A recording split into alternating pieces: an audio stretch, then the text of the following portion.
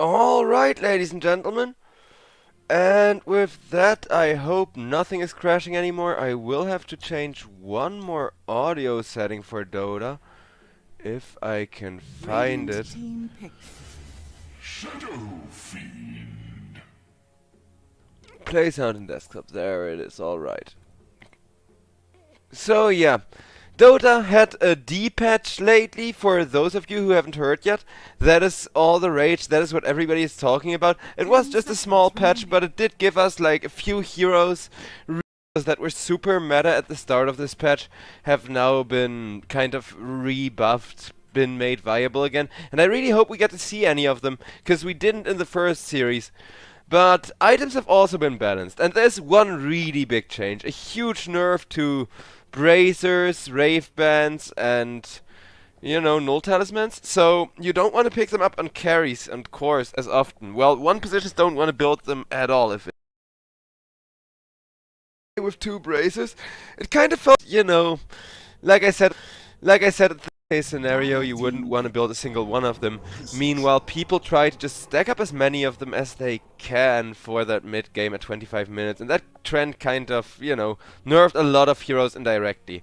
Morphling, I think, is one of them, because he's now forced to always build Falcon Blade, and speaking of the Morphling, he was banned out there, so I still think Morphling is gonna be super viable this patch, and we will see lots and lots of that hero picked up and make headway for himself pretty much, despite it just being such a small patch.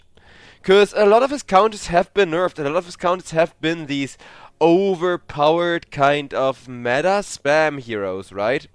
And the fact that that is slowly but surely ending is a very nice change of pace.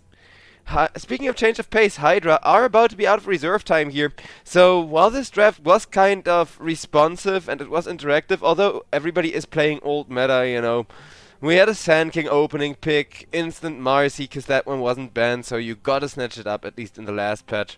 As far as the bans goes, everything also super new super old meta, but the Underlord I definitely agree with. I'm happy every game we don't get to see an Underlord. I'm not so happy every game that we get to see this Luna come out from the side of HYDRA, but Luna is still an okay hero. We have seen her win a couple of games, and if she picks up enough net worth, if she picks up enough momentum farming, to not just hit the jungle early on, but get a couple of stacks early on to make sure you got the burst damage to kill off the Alchemist with, I can see it work, especially since Luna Omni Knight is just an amazingly strong one position lane, and you know, it's not just gonna be about the one position having a good time, it's gonna be the start of the lane immediately just popping off with Luna and Omni kind of threatening a lot of kill potential, having a lot of damage to be dealt as well. 10 seconds remaining. Radiant team ban.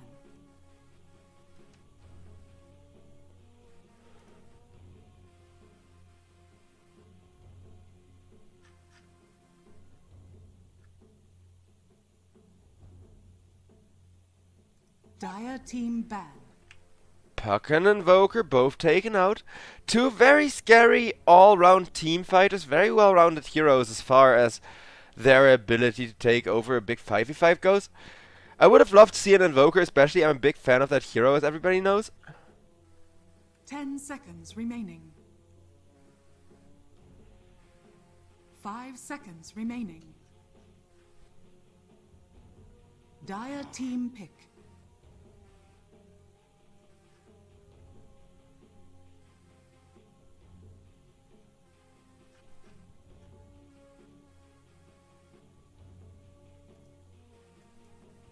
Monkey King and Wind Ranger banned out, so what Hydra fear the most is damage from the side of Matreshka. But can they pick up some defensive potential here?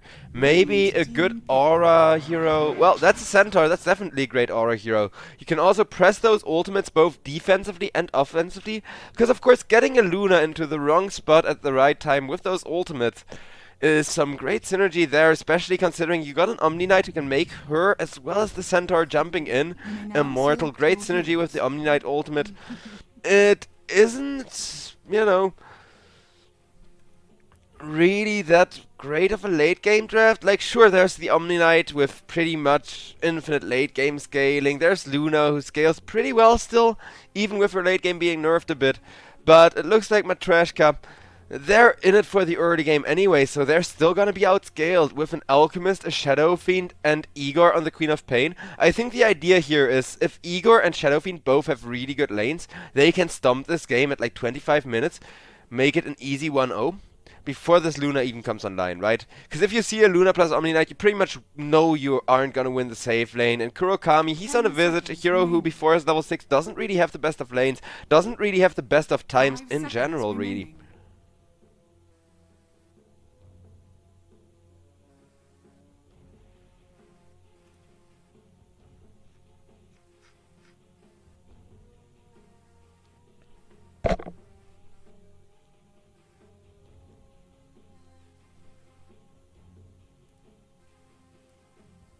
And with that, we do have all the heroes picked up.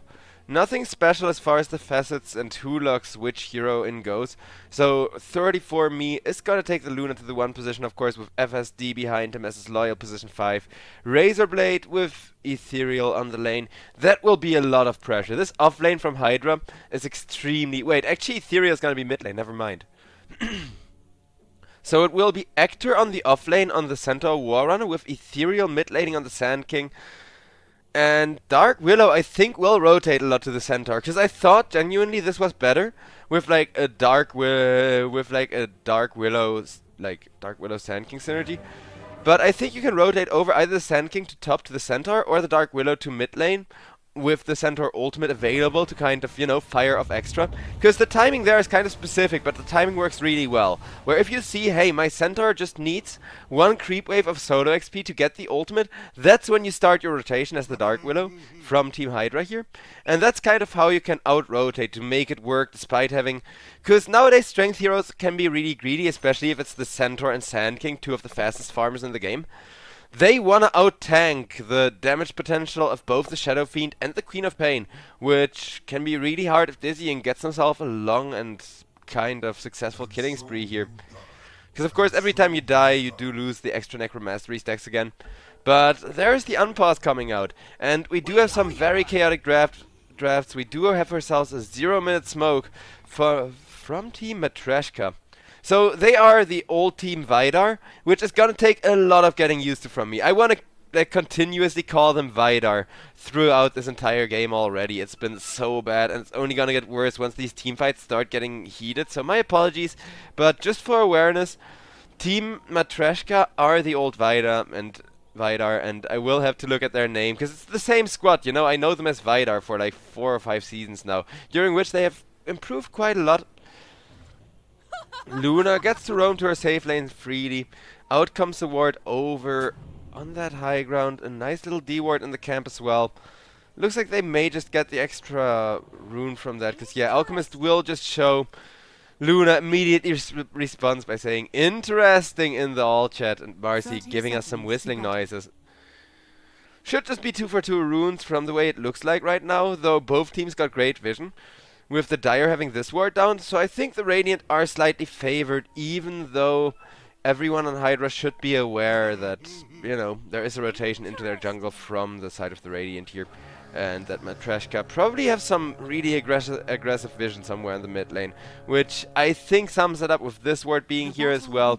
You have like 0 safe spots on this mid lane right now, but the runes will just be split 50-50, which is really great for the Alchemist, of course, with that Grievel's Greed and the extra starting gold as well.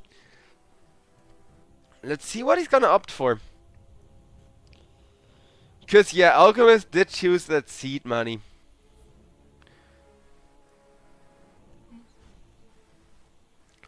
And we'll see whether or not this position 4 Alchemist once again works out. So far, we have seen position 4 Alchemist have a bit of positive win rate this season of the EPL.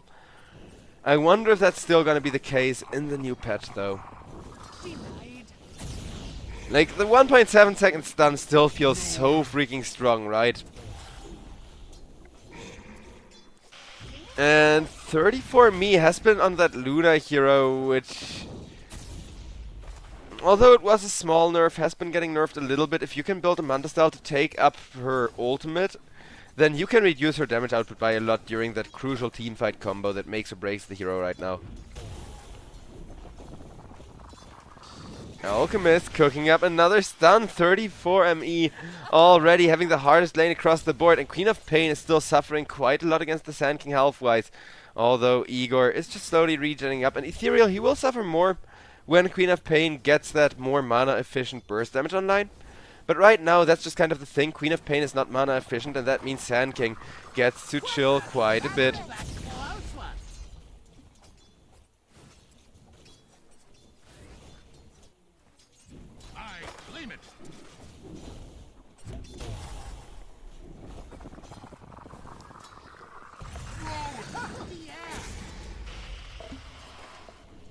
Luna and FSD both taking a bit of damage to the face.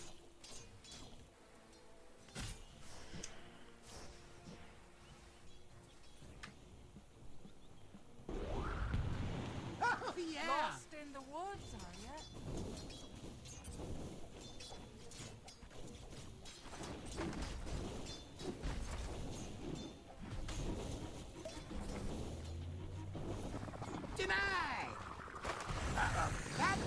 Ooh, Groom almost self-stunned, but didn't quite. That was nice, cutting the tree at the last split second. Meanwhile, you can see Igor kind of stabilize over on the mid lane now that he has level 3 and at least level 2 in the Scream of Pain. It's not gonna be enough yet, but it will help a lot against Ethereal here. Whereas over on the bottom lane, Centaur and the Dark Willow, a lot of synergy up against Dizzying, but Dizzying already farming so well, and he will be at 20 Necromastery stacks soon. So once he has the 20 Necromastery stacks, that's when Shadow Fiend, of course, is truly a lane dominator and kind of just starts stomping, whereas Visage not really getting any kills anymore, and Ethereal is now looking at a hard lane, so I think this laning stage may just be the very slow kind with a very late first blood. I'll take your tribute. I don't think that's too worrying for Matreshka, as long as Matreshka makes sure they're the ones to get the first blood here, which may very well just happen on FSD, as FSD, one more hit from the Visage, Kurokami making sure to save up the nuke, will get the first blood with that Visage on the top lane, just such a huge lane dominator early on especially. And then afterwards, like the next power spike for this Visage is gonna be when he gets the birds, but this is gonna keep 34 and ME's lane nice and hard, because look at that, already 1,000 gold lead. All 3 cores now ahead, including the Visage, who was supposed to have a super hard lane, because Luna plus Omni Knight is just such a classical combination from HYDRA here. I'm not sure if it's the new patch making this combo weaker, because it's not like Luna has been nerfed in any way, shape or form, right? But I do think that Visage is just kind of benefiting from the auras being nerfed. And I know that sounds strange. What I find strange though is that Kurokami is still opting for both a Bracer and a Null Talisman. That may just be a sign that he's hard committing for the early game here. Radiant structures are fortified. But yeah, Visage... Oh wait, Sand King over on the mid lane just died to an Igor. Was that a dive or a dagger? Because he died really deep under the tower. It was a dive with a Scream of Pain. Alright, 2 kills for the Queen of Pain over on top lane now. 34 ME, almost the next kill, following that up. Instead, FSD now getting ran down. If they get vision on either one, they will be dead, or not quite. FSD, one soul assumption will do the trick, and it is 3-0 for Team Matreshka already. HYDRA, I love their draft, and I genuinely thought HYDRA had a game advantage, but Matreshka, they're putting it all in on the laning stage. And you can see here, well, Dota agreed with me that HYDRA have the better draft, even if it's just by 1% or 2. Now that this tempo is starting to pop off, the win rate is suddenly starting to snowball awfully quick, and we're only 5 minutes in the game with 2k gold lead.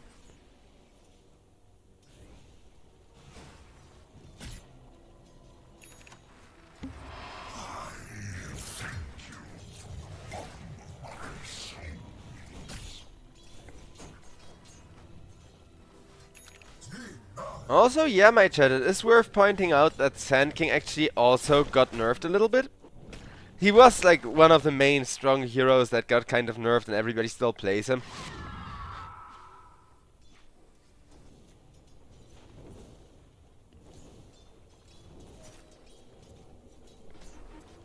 Alchemist looking for the early mana boots just to give Kurokami even more harass value, but it looks like this top lane is already over. Either that, or there was just a perfect SS called on Dev Domain here. Radiant are scanning.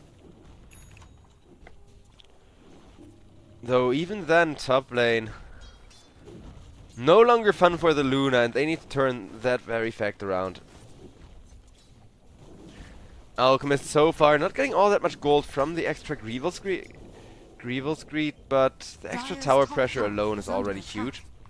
Dire's structures are fortified. Groom, go take this camp. Yoink the creeps from the Omniite. Well, of course he can see that there's a Sand King around the corner, just farming up. He will go and scout that out.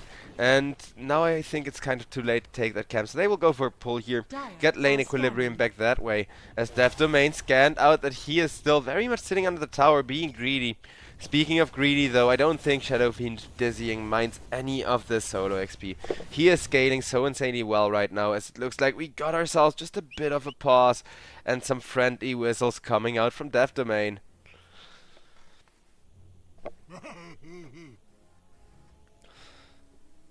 As Marcy ensuring that everybody is just having maximum fun.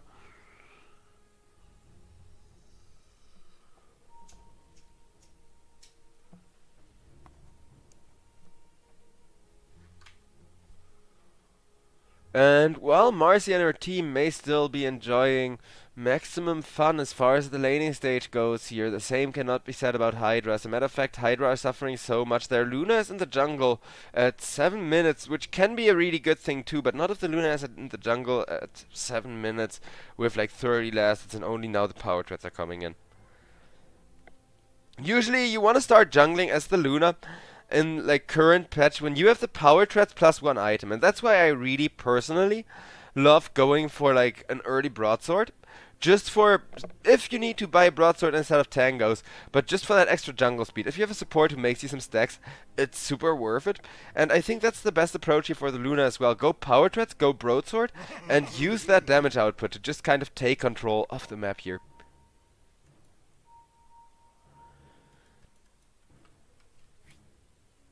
And it looks like this may just be a little bit of a longer pause. I will take us to the break screen here, ladies and gentlemen, because I do want to save my rants for actual game time, and let's see just how long the game is going to be.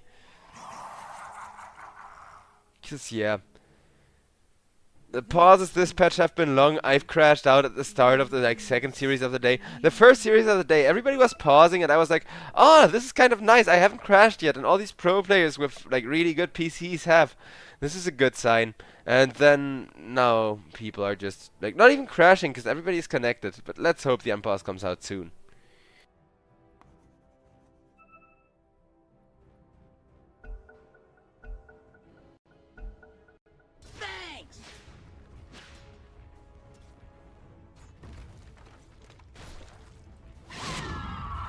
See, chat, that's the secret. Complaining always works, you just gotta do enough of it. Hector living kind of dangerously on the bottom lane. This is some very convincing acting. Because he will even proc the ultimate. Holy crap, and maybe he gets away.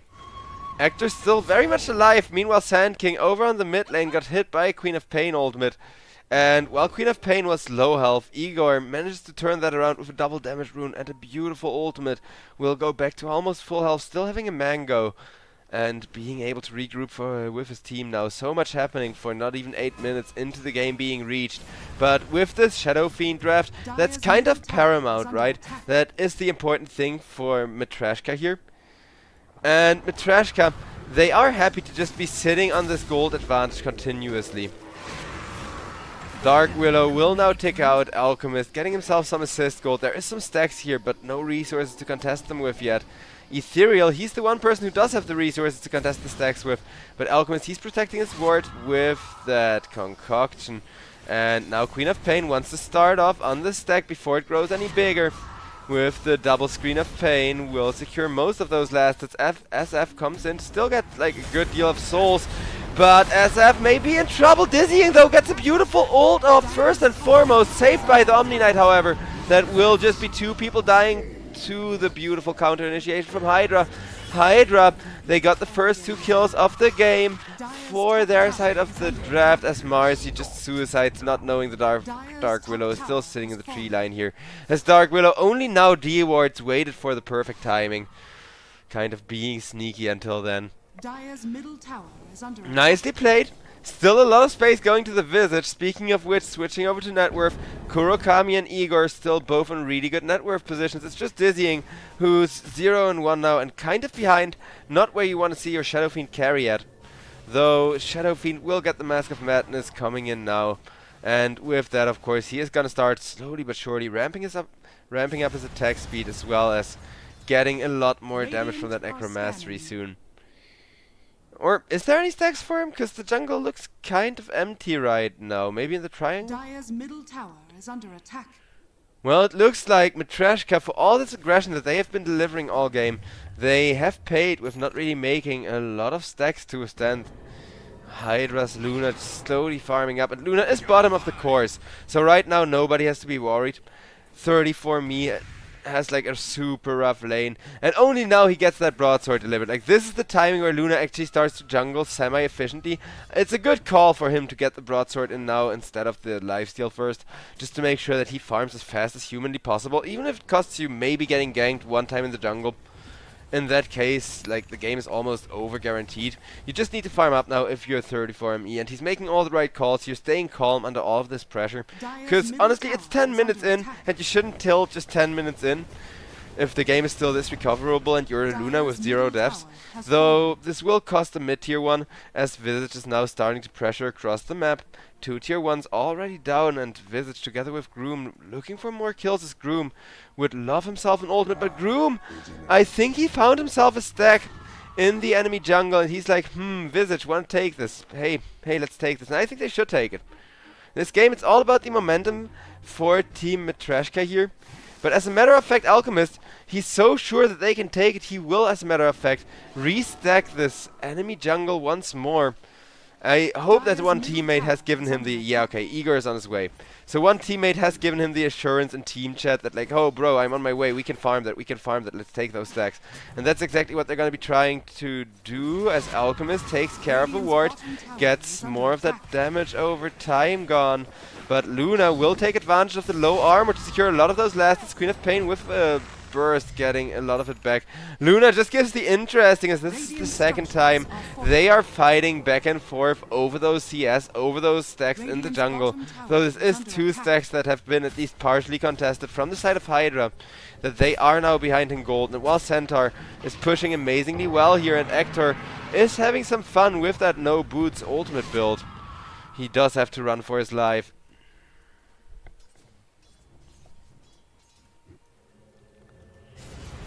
Radiant are scanning.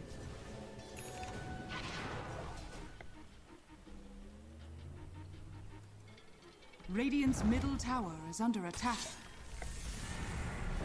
Dire's bottom tower Alchemist cooking up a concoction just to stun himself, not like he really cares in the ultimate.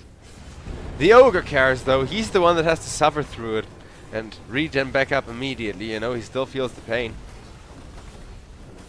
But that will be a tier 2 tower taken down beautifully, a tier 1 tower taken down beautifully there, exposing all the tier 2s. Dire's bottom tower. Matreshka so far riding this aggression train of theirs high as Alchemists behind the Dark Willow and Networth even. This is some amazing support gameplay from Groom, as at least all those stacks he's making are being taken by his team, and that will net him some extra gold.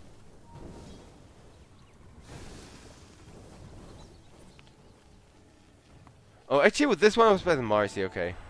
I just wanted to check there, because Alchemist is usually the guy stacking, doing some funny concoction shenanigans like he is now. And sometimes he gets like 2 bonus gold out of that every now and then. I love Alchemist support. I think it has so much nuance as a support position for hero. I also love, or well, at least on principle, I love Luna 1 position. I think we've seen her a little bit too much these days, but 34 me still doing some extremely solid work here on the Luna.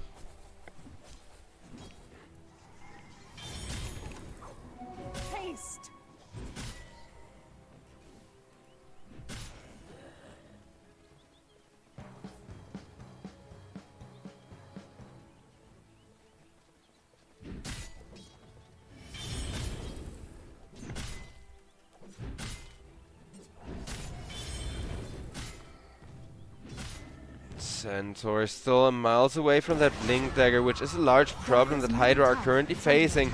Omni Knight, meanwhile, maybe getting disposed of with a Queen of Pain ultimate. No! FSD lives! Do not underestimate 6.5 regen per second, but Igor, he is able to come in, clean up the kill regardless. Oh, that would have been a beautiful escape for HYDRA, though. Omni Knight with the level 2 repel. Just walking away. It's actually 12 regen. Yeah, it doesn't get shown as actual regen. I think it still counts as healing. But it is like 12 freaking healing just being added to his health pool. And I know it's not as much as the olden days where it used to be just second heal, but with the actual magic immunity it feels so powerful as a spell, and it's a huge reason why Omni Knight is so meta. Centaur ultimate comes out to try and save Ethereal. Ethereal still alive somehow. One more hit from the Queen of Pain though, and down he will go. Igor could have followed it up with one more blink. Does have that Dagon level 1 already, has revealed that timing towards the enemy team.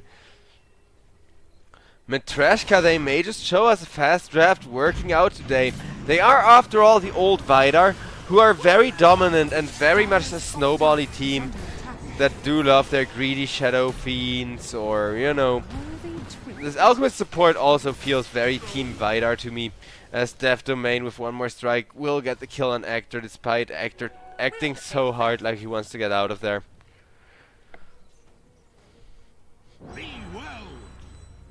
Like, I'm aware of the meme, guys. I know the meme is that Hector is supposed to be just acting, but for somebody that's supposed to be just acting, guy is acting for his life. You know, method acting. Tricks himself into believing there's actually money on the line. Huh, what a guy. I do love him, though. Like, I think the offlaner, like Hector, is just such a huge player, and I think him joining HYDRA has actually been the one thing that gotten them their few wins in the last couple of weeks. If they can keep up that tempo, if they can just keep, you know, improving at the rate they did in the season where they picked up Hector and learned to play around him, then they would be such a good team already. But compared to HYDRA, they definitely are, which is enough for this series. So with a 3-man smoke with Matreshka, they just need to keep the aggression up, and that's exactly what they want to do. Igor will still be getting himself a lot better as far as burst damage goes, getting spell amplification stacked with that Dagon, and 30 for me. He was looking forward to that farm, knowing full well there's an Omni Knight with the ultimate behind him to save him, of course. Otherwise Luna wouldn't have gone there, but an Omni Knight with the ultimate does how much for them? Well, clearly not enough. As Luna is away, Omni Knight isn't though, and with that a tower may just be going away as well. And that's where the issues come in for HYDRA, because they don't mind losing an Omni Knight to save their Luna, who has been farming really well still. But even with 0 deaths, 30 for me may not have enough time to come online at all, and those games feel the roughest as a carry and the most tilting, I'll be real with you. Nice deny though from Razorblade at least. This guy knows what he's doing clearly. Keeping the gold net worth in check as much as he can. The win rate is only at 66% in favor of Matreshka yet. Since Luna hasn't died, and as long as Luna keeps herself alive and can hold out, the game is actually looking really well.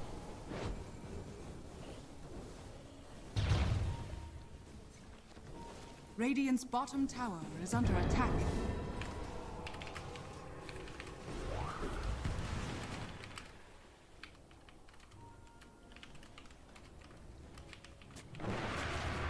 Dire's Top tower getting shoved in as well with the Visage Birds. No aura from the Shadow Fiend yet, so they're actually ahead of the tempo, but Sand King wants to go in with a huge ultimate. Ethereal, he has been having a rough game though against the Shadow Fiend, and that's why every time he goes in after those ultimates, he will just be scared away. Out comes the burst damage from Kurokami. And I'm starting to feel like this new patch with the nerfs to bracers and stuff like that, all it does is reduce the comeback potential when teams are in a situation like HYDRA are right now, where in 10 minutes, 20 minutes from now, they will win this game, guaranteed. Like 20 minutes from now, Luna will have this every day with the like double early game commitment from Matreshka, but there is not gonna be 20 minutes from now. They are gonna be lucky if the game holds out that long.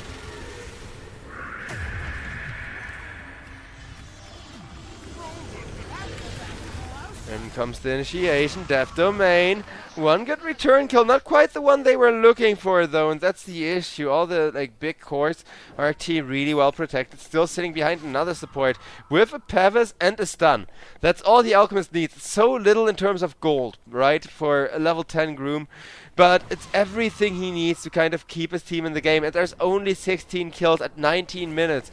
But this game, it's not about the kills. Matreshka, they're playing quite slow now, considering that they have the Shadow Fiend draft. And it may be their detriment, because like I said, in 20 minutes from now the game will be turned by the Luna anyways.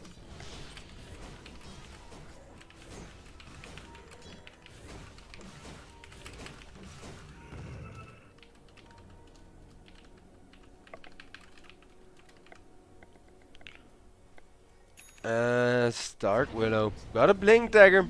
It's going into a terrain on the map where they have zero vision though, and that's Razorblade, who just wanted to scout with that blink of his, thinking he could escape. Getting locked down, and bam, Igor blows him up. 8-0 now. Just stacking up more and more kills.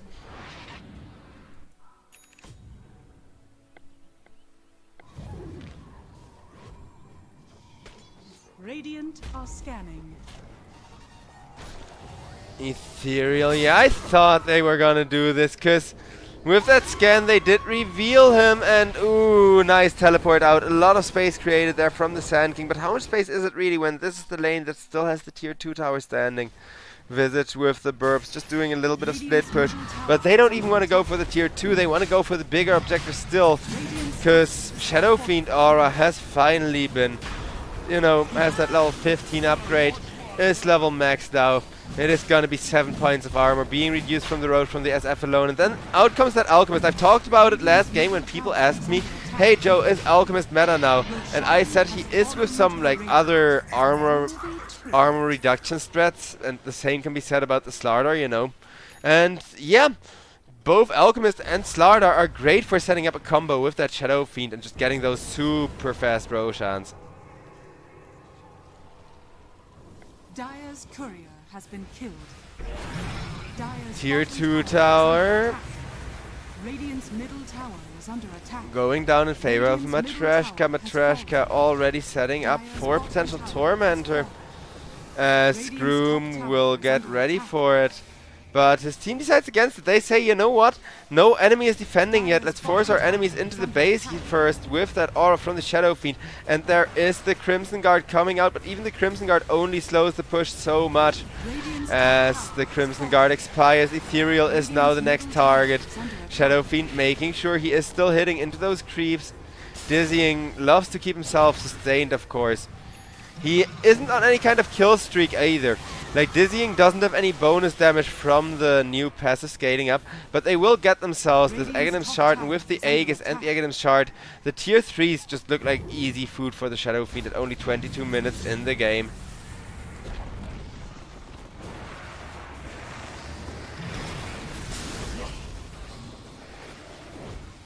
As Ethereal almost gets burst down by the Queen of Pain in one piece. The barracks now getting chopped through as well. Out comes the Vector Protection, I mean, keeping the Rex alive for a little while longer, but the moment creeps walk into the base, it will be an easy lane of Rex for the side of Matreshka. Matreshka need to watch out though. Like, pushing the high ground is the one dangerous scenario, so they better not get cocky doing it again.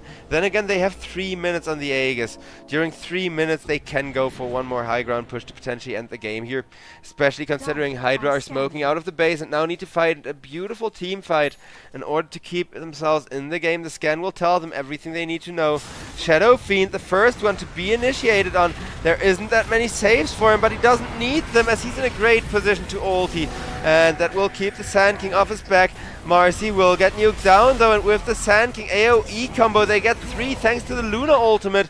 Razorblade is going down for that one as Igor still trying to do so much damage with that Aghanim Scepter of his, but out come the buybacks. Matreshka, they say too little too late, buying back 2 heroes in the game. Here's Dizzy and comes back alive, gets Marcy, not a moment too late with the sidekick, allowing him to kill off everyone. Death Domain about to die back there, but the last one alive to kill him would be the Centaur, and the tier 3 tower now once again exposed. Matreshka, they made sure everybody saved buyback and they used them perfectly here. See, they're a team that know how to play these aggro drafts. They know if it goes to the 30-35 minute mark, this Luna will be a whole different beast. So you cannot let the game go that long. You need to buy back and then force objectives after having bought back. That's exactly what they're doing here in a beautiful fashion. With this being at least one more lane of Rex taken, maybe they can get still more out of this. Because, yeah, lane of Rex obliterated. Queen of Pain already cutting the creeps over on top lane. Then again, the Aegis is now down, so maybe Matreshka just want to wait the next Aegis. Shadow Fiend will give a lot of tempo back to his team. The Tormentor getting targeted first, and it will just be annihilated by Dizzying.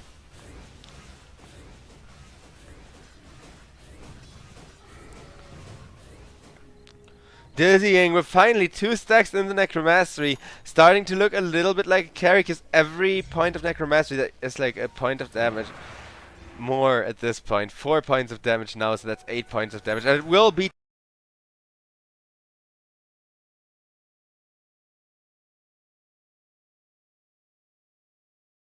10 points of damage just from having made 2 kills in this life.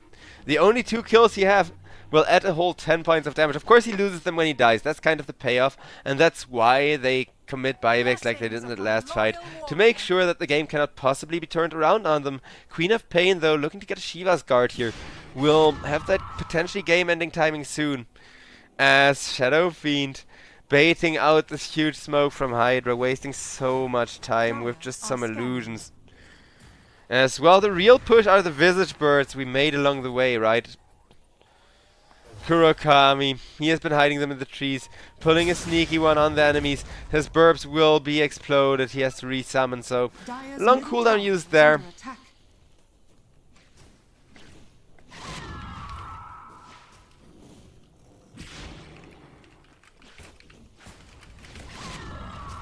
Pain without consequence.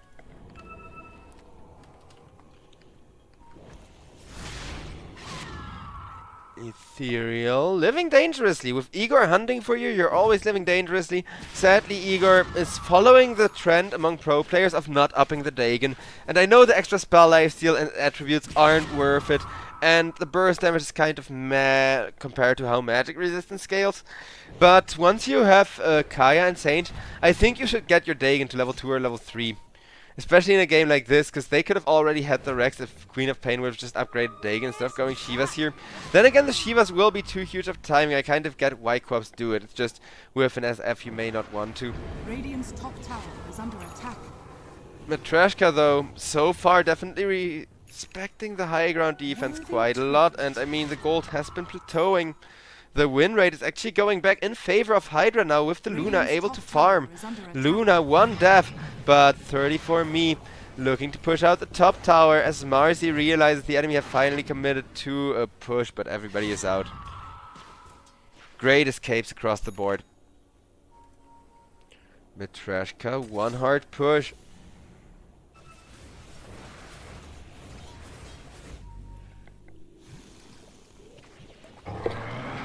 Alchemist trying to go for a kill with the concoction, and he will self-stun, but in exchange for the Centaur ultimate.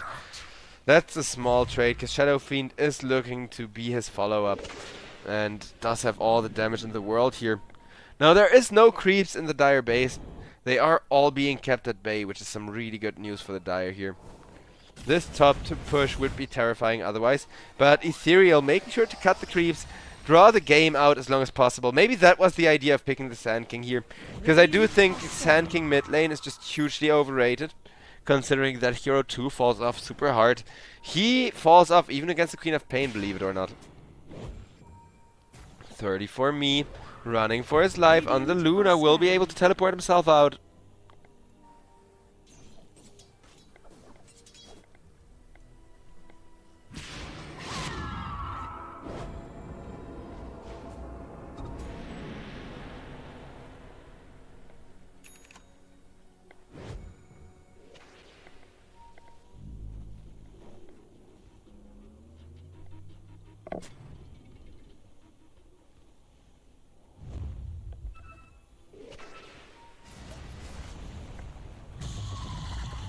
As Omni Knight will be the first one to get blown up. That's the biggest kill they needed right now. 70 seconds, no Luna.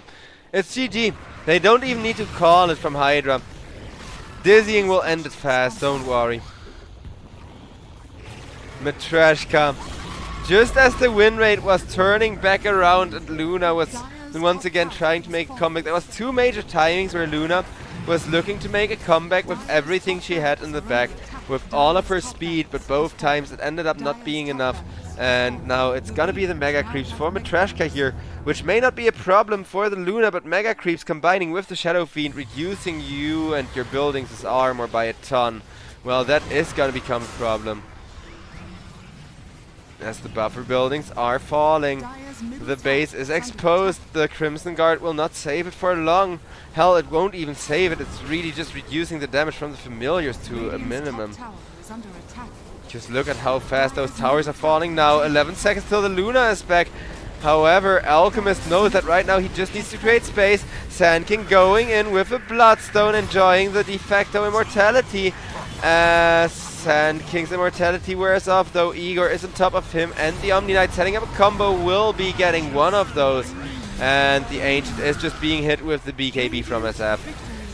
Good try! I gotta say good try from HYDRA, because their Luna was just 2,000 or 3,000 behind to turn the fight around there, with the bouncing glaives, with just lots and lots of damage coming out. However, it ended up not quite being the case. As, yeah, this was an excellent execution. They made sure that Endless Pain, as his pup name is, on the Alchemist, was doing a really good job as the support, not drawing away any net worth, not drawing away any attention really. 0-3-16. I'd say he's my MVP, but this Queen of Pain was just too huge. 11-0-7. What can I say? Looking at the net worth graph, it also shows how close Luna came to a comeback 2 times. Wait, where is it? So one was here, where Luna's farm rapidly accelerated once with the Manta style being used to split push, and bam, suddenly Luna's third in net worth, which isn't enough to end the game, but it is terrifying. And like here, if Luna could have gone like this, you know, the game would have been won. Just bloop. They did come close till the bitter end, because even here they were still trying to get their Luna online, despite Luna already having missed her crucial timing and being up against Mega Creeps. But it was a good try from HYDRA, and let's see whether they can get us a better game in game number 2 of the final series of the day. Ladies and gentlemen, here at the European Pro League, season number 20. Hope you're all enjoying the show.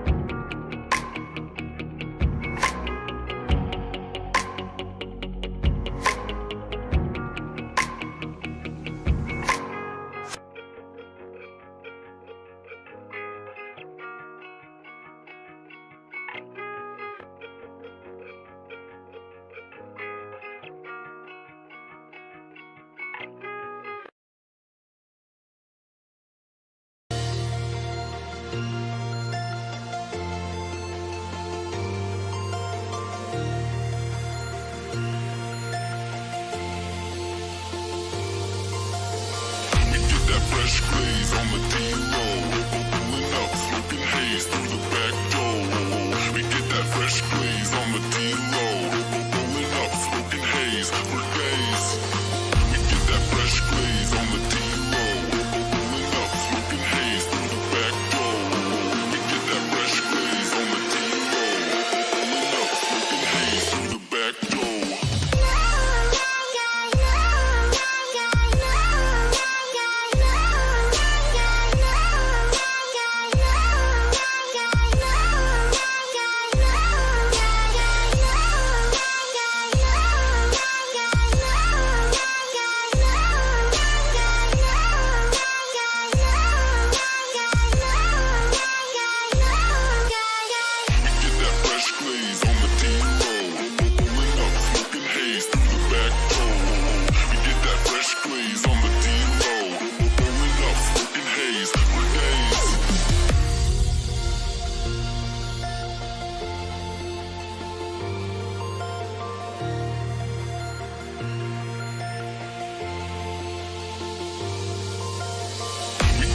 fresh glaze on the D-roll. Pulling up, smoking haze through the back door. We get that fresh glaze on the D-roll. Pulling up, smoking haze for days. We get that fresh glaze on the D-roll. Pulling up, smoking haze through the back door. We get that fresh glaze on the D-roll. Pulling up, smoking haze through the back door.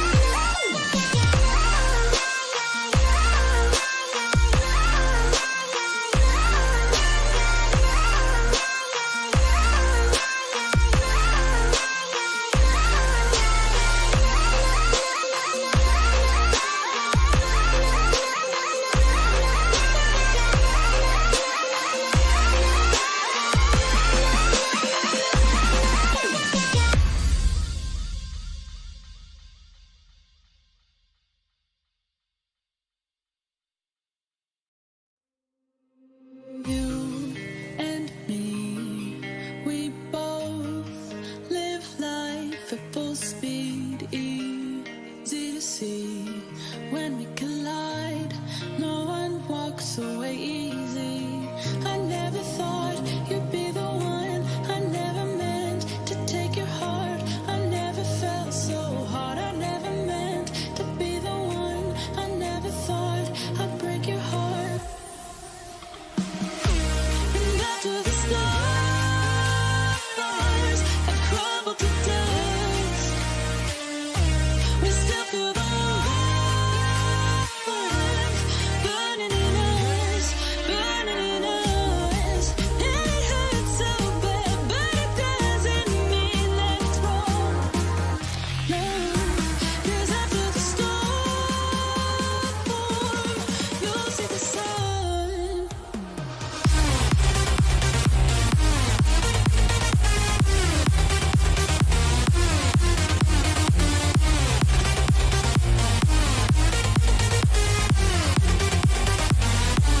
And after the storm,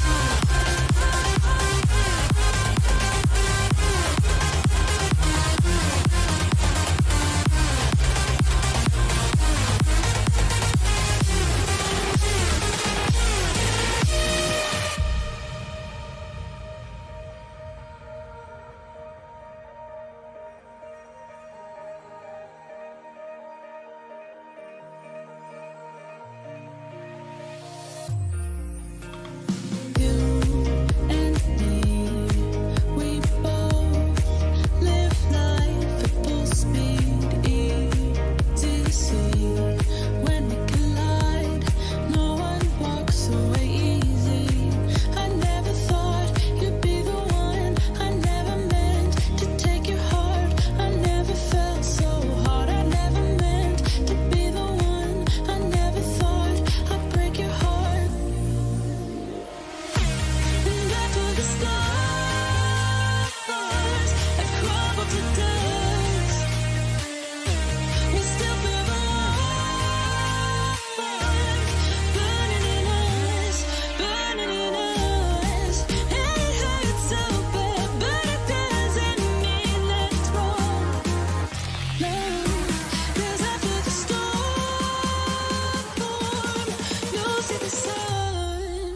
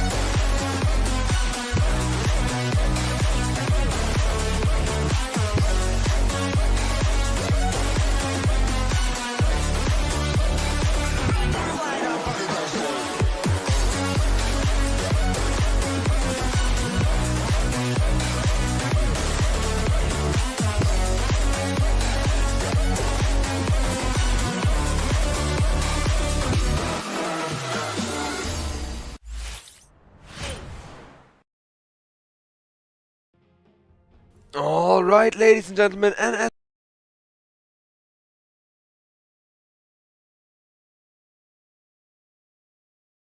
the players have finally readied up, we are about to be ready 10 to begin seconds here remaining. at the European Pro League season 5 number seconds 20. remaining. We got ourselves Luna, Bad Rider, and Jakiro picked up for Matreshka. So Matreshka, they were up against the Luna last game, and they managed to end the game before the Luna even came online. They are the old team HYDRA, for those that are only now tuning in. So the previous HYDRA stack is just playing under a different name now, And they are known for their aggression, they are known for their lane dominance, so I wonder if the tempo that Luna kind of lacks, the first few levels being spent farming instead of fighting, will actually make a difference here, because I think they very well could. Radiant team. And, you know, maybe they want to counter that like lack of tempo by picking up something super fast now, especially with that Invoker picked up. Because, well, Centaur is already terrifying, and he did a lot of work in the last game as well, you know, showing why that hero is so meta with the ultimates. I think with an Invoker he becomes twice as terrifying, because now that Invoker pick is able to find himself good clean fight initiations, is able to find himself some really nice free farm across the map, which wouldn't otherwise be free farm, right? Because you can farm and then it's like raw and everybody just runs away.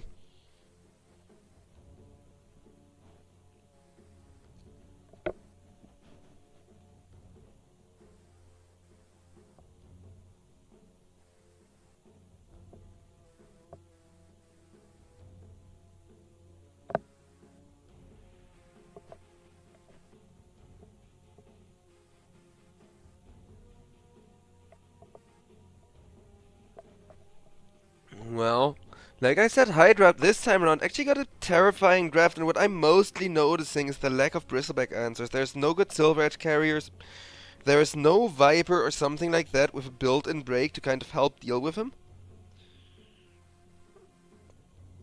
And you can kind of notice the hesitancy in Matreshka here. Matreshka just kind of biding their time, just kind of waiting out the timer to, you know, slowly tick down and... Well, they're probably heatedly debating something while that's happening. But it will just be a Dragon Knight. So much waiting for such an anticlimactic pick, I'll be real with you guys. I was hoping for more, like, with there being a new patch and everything. But I guess Matreshka being one game ahead, they see this as a chance to go for a safe 2-0. And I'm not sure how safe of a 2-0 it's gonna be, with this Luna potentially being on the chopping block. Radiant team ban. But I really can't wait till players get a little more daring with the new meta picks. Start, you know, going for the more creative drafts. I also can't wait for Valve to give us the next big patch. Balance all the heroes again. Give us Ringmaster in Captain's mode. And, well, that's it, ladies and gentlemen. That's my list of demand. You don't even need to change the map yet. Like, they can wait another year till they change the map. That's fine by me. Just give us, like, new interesting pro scene draft possibilities. Maybe some new hero synergies and stuff like that. Because they did nerf a lot of heroes, but that's usually a sign that we're going to one of those forever patches that will last 2 years, and then we get the next big patch that changes, you know, maybe even the map or something. 5 seconds remaining. But I don't want to stay on this patch forever. I'm already quite frankly tired of it. Despite it making my breaks sometimes very, very long when teams get good, clean 2-0 stomps.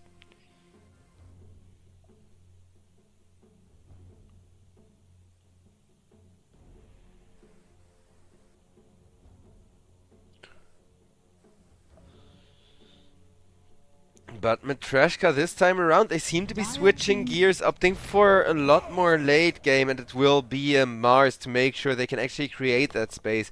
They realize, hey, if our towers fall too early, we're just gonna be out of this game against the Bristleback, so we need something to keep him off of our Luna, and the Mars is just perfect with the Luna, of course, because you can trap 2 people in the arena, get them both with the glaives at the same time for just so much added damage. 5 seconds remaining.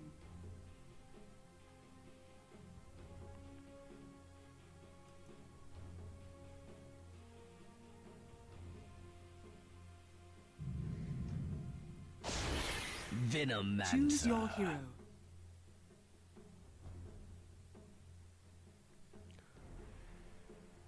As the last pick is gonna be HYDRA. Going for something that's not everyday meta, but being a universal hero alone, in my opinion, makes that hero highly viable. It's gonna be a Venomancer picked up a lot of burst damage, a lot of damage over time. And yes, I know I said burst damage, but I think the ultimate counts as burst with how fast it does its percentage-based damage now, and just how much synergy he has.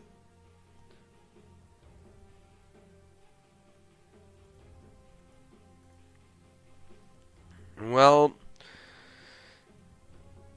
no surprises in terms of what everybody is looking in. No surprises as far as any of the facets go either from the looks of it. But I do like the Venomancer Invoker Centaur synergy, like I said. There's so much burst in AoE, because you can ult somebody with the Venomancer from a long range, then you have the Centaur jump on top of them, and then to kind of follow that up, you dump the Venomancer ult on them. So if there's teammates of theirs hiding in the trees or whatever, they will all be poisoned now. And you got the patient 0, so they will now be forced to split, and you can get at least one more person. And I think that initiation from HYDRA, they were really lacking in the last game. But they still need to protect their carry here. Bristleback is still one of those heroes that people have been playing a lot against and kind of know how to deal with at this point in time, right? People have their set Bristleback answers and their strategies kind of prepared for him.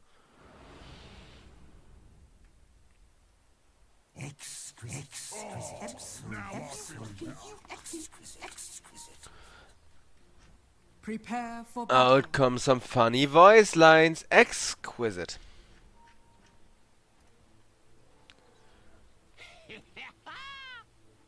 He ha ha.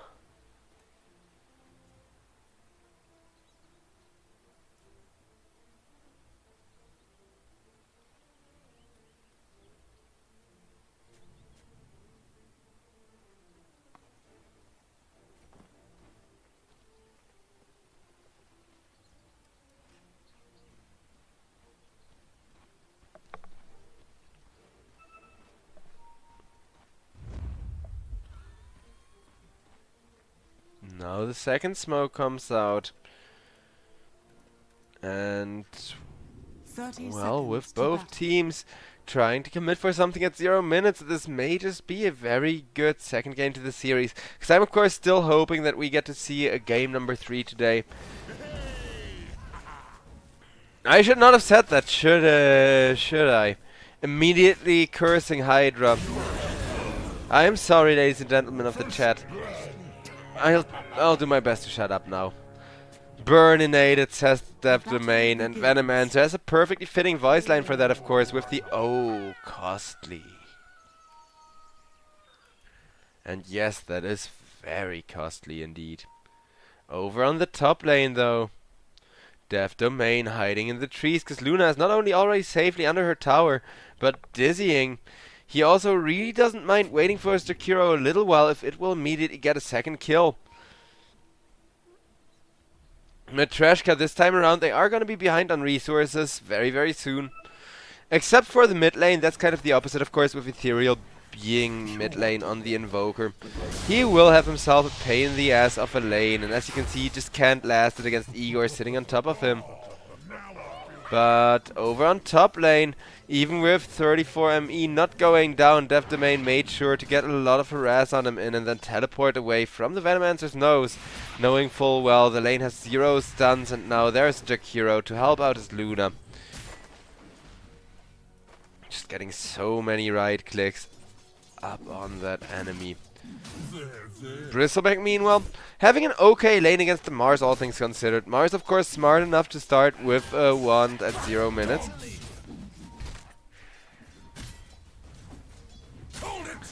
But Bristle also had to commit most of his regen already, and that means 34 ME sitting at lower health than he should be. Will be ran down over on the top lane with Bad Rider having the Molotov available. Doesn't even need the Firefly with the Mars setup. But that brings me to the insanely strong synergy of Bad Rider and Mars that there is going on over on the top lane, which isn't even online yet, because the idea, of course, is you napalm somebody out of position, and then you can follow up, spear them to the tree, and we may see the same thing attempted once again. But Bad Rider, he doesn't yet have the follow-up of like Firefly or, you know, now the level 1 napalm, but level 1 napalm doesn't really do that much anymore. They made it to scale on level, so only Bad Rider mid is a thing if you want to play the napalm build.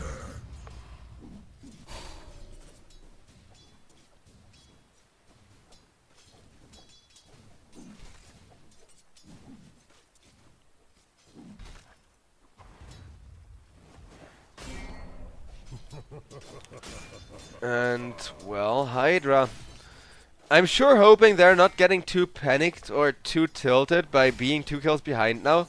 Because keep in mind, with how terrifying the initiation in the mid game is, this early game is kind of where HYDRA are supposed to be winning. And bullying the crap out of Groom the moment he comes back into the lane is a great start for that Groom. Playing a very dedicated, very designated support here.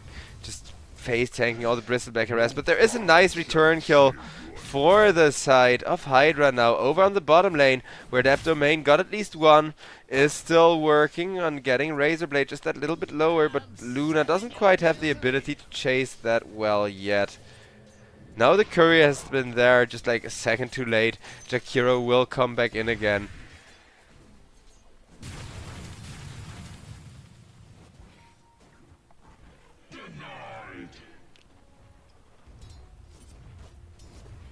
Actor regenerating up already with those tangos. If he plays the centaur half as well this game as he did last game, then we're in for a show, guys. But Jakiro cancelled the solve there from the Rubik. It's just making sure that Rubik and Centaur are gonna be expending more resources than this Luna is. And as long as the Luna is staying alive, a death or two on the Jakiro really isn't that important.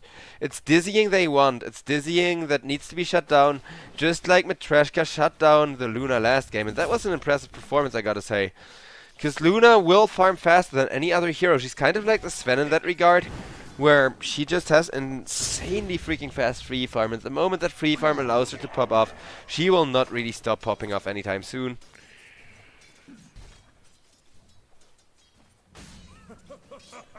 Invoker got ganked over on the mid lane by a Bat Rider rotation. Will just get himself away with the Invis, but that will mean all of the runes are gonna go to Matreshka once again, whose Dragon Knight is just playing the Cleave build. I mean, the fact that Cleave got nerfed and everyone is still playing it means Valve clearly has no idea what they're doing with buffs and nerfs.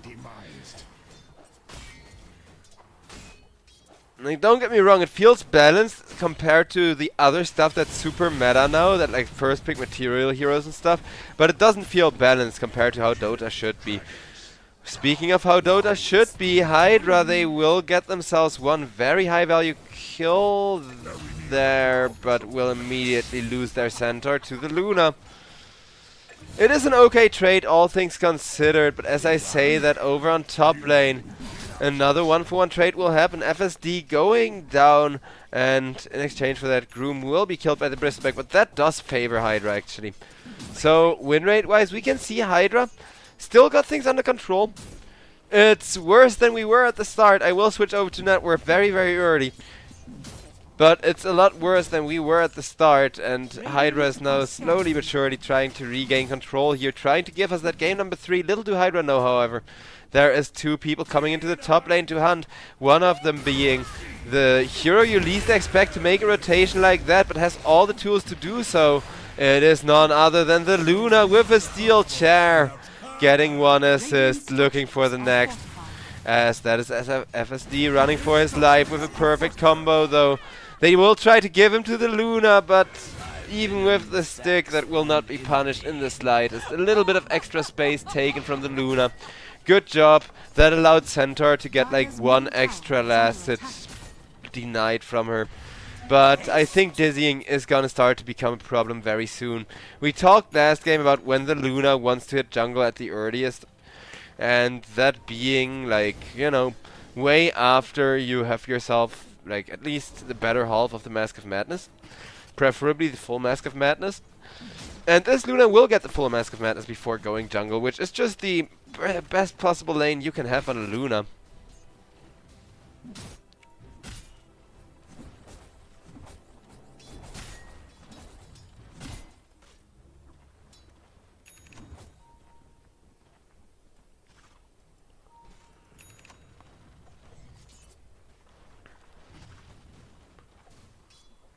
Mars, kind of pressuring top, but only kind of.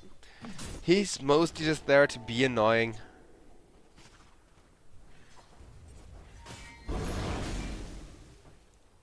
And the same's to be said about the Dragon Knight, who doesn't really have any potential to kill the Invoker with the constant mana burns anymore. But he is still out farming the Invo by quite a bit of money. Like 800 gold or so difference between Ethereal and Igor here.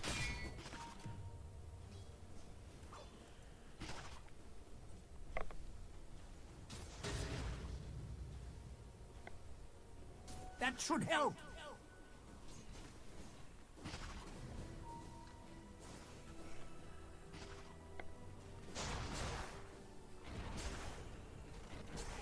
Jakiro just doing his best to Dire's top tower hold is under out against the attack. Venomancer here. Kind of allow this tower to finally fall. Because pushing is still very hard against the Venomancer. Don't get me wrong, but there is just such a fat Luna now running in on top of him. He will make sure that Groom is the one to secure the kill on top of him, but in exchange for that, Dizzying gets a way bigger kill onto Ethereal, who did not expect there to be an arena this freaking early, but Mars was already massively ahead in XP, and now with that Invoker kill will be even more massively ahead in XP, as Bad Rider just slowly starts burning through the tower with a lot of napalm stacks, and more importantly those right clicks of his. Dire's middle tower is under attack. Radiant's bottom tower is One under tier 1 attack. tower has been taken away as Dragon Knight goes to work on the second. Dire's middle tower has fallen. Oh, that's lovely.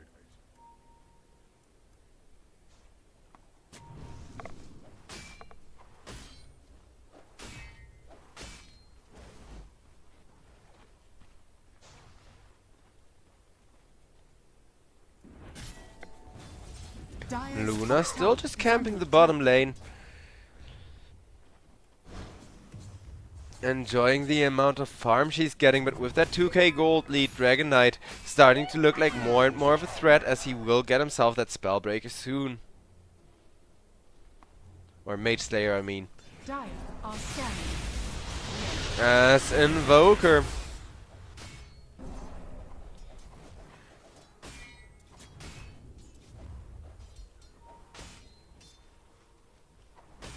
Once again, just making sure everybody is out of mana.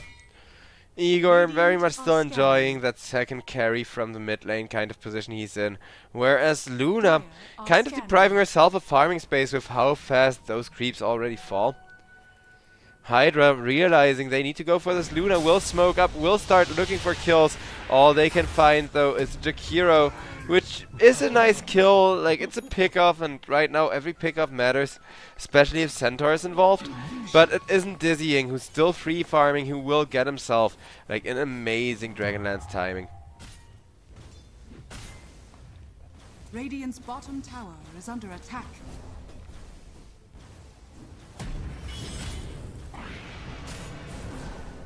Luna getting wrecked just a little. But a little, it may not be enough. Invoker will make sure to leave her with the combo, as Dizzying will make sure he lifesteals up as much as he can after being comboed by the Invo, and knowing he may have to press that, one for mana. There is still a Luna ultimate, however, and with the Mars arena it will come out on the Centaur. It is only a solo Centaur. I think that could have been even better, because there was still Death Domain hiding behind. But some good synergy with the Luna catch nonetheless. I say And Venomancer going in with a nice ultimate. Luna this time around, she may be taking down and Dizzying. It's Dizzying how fast he died there. They're looking for more on the Bat Rider now. Dire's middle tower is under attack. Radiant's top tower is under attack. As that will be Groom taken down. Death Domain goes down as well, and that's a nice bunch of kills swinging back around, and with it the win rate taking a huge dive, as now, well, Dragon Knight still wants to go actually together with the Mars. The Mars will have been traded for that, but I think Dragon Knight's still very happy with that one kill. Radiant's bottom tower Isn't pressing the ultimate yet. He will press it now instead of to dodge that Invoker EMP, but with the Luna, maybe he has baited Ethereal into a bit of a team fight there, as that is 34 ME going down. FSD teleporting out with a sliver of HP. Actor still running for his life, as Death Domain is doing his best to slow him down for this Bat Rider to catch up. And that's exactly what they'll do with the Molotov. In comes a Mars. There's a Rubik that was kind of defensively postured behind Actor, but Mars is just like, oh, hey, wait guys, there's a Rubik here. Let's just ignore him, okay? Luxury of being too tanky for Rubik to burst through.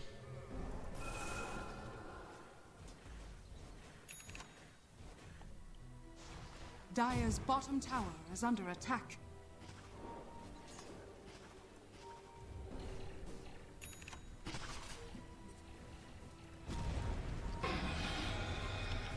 As a nice blink from the Mars for a two-man arena. Razorblade will get himself killed off as Ethereal running for his life, and out comes a nice little spear into his back. It goes 2 for nothing, and a Centaur ultimate. That's rough. 30 for me, now farming up in the jungle, making sure that the triangle will deliver him that Aghanim Scepter he has been waiting for. Will need to follow that up with as fast of a Bloodstone as humanly possible to kind of not become irrelevant this game. But Luna already starting to go for that Manta style, which will give Dizzying a lot more armor here. Will help him tank up as Matreshka starting to make this look quite a bit stumpy. I will say they are playing better since they've changed their name from Team HYDRA. I will honestly admit, though maybe it's just that they're adapting better to the draft than most teams. Than the patch than most teams. Because I did say the same thing about Team HYDRA last patch, right? That they were really good at adapting, that they were the first guys to pick new stuff and get away with it. As Rubik now gets caught over on the mid lane, Razorblade will be blown up once again. Razorblade against Team Matreshka, he's having such a rough time as well. Over on the bottom lane, meanwhile, FSD gets caught with a lot of fire. He went for a nice ultimate. Batrider mistimed it with Mars being forced to ult himself and is now still keeping the contagion going, but eventually the Batrider is gonna be safe of that disease, and Invoker has to finish him off. So it will be 2 for 1. Not quite the trade Matreshka we're hoping for, especially if they lose this Dragon Knight. Dragon Knight will just go down. Turning around so that at least Death Domain may live. Luna is still using that time to farm. She very much wants to carry the game while Centaur ultimate comes out but gets countered by a perfect pick pull.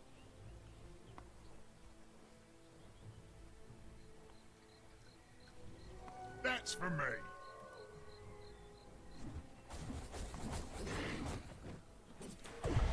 And Luna may have just found a free kill running into her jungle. Dizzying will not quite get the kill onto the Invoker. Rubik only got the Lunacy Beam, but that means Luna can now not teleport out Dizzying. He gives away the one spell he cannot afford to, as he is blissfully unaware of it and kind of gets himself caught out of position there.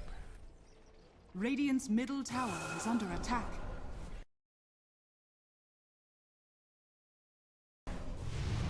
Ich nachgeguckt, leider habe keinen Erfolg gehabt.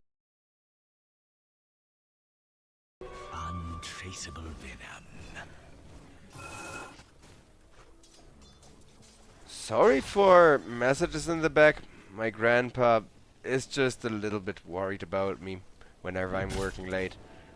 But back to Dota, well, not really anything happening right now, which is great for HYDRA because it means HYDRA got themselves the gold lead. Well, not quite the gold lead, but the win rate back down to 50-50.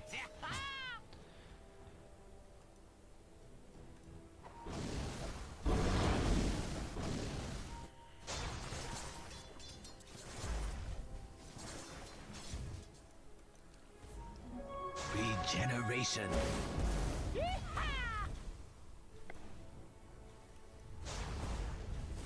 Radiant are scanning.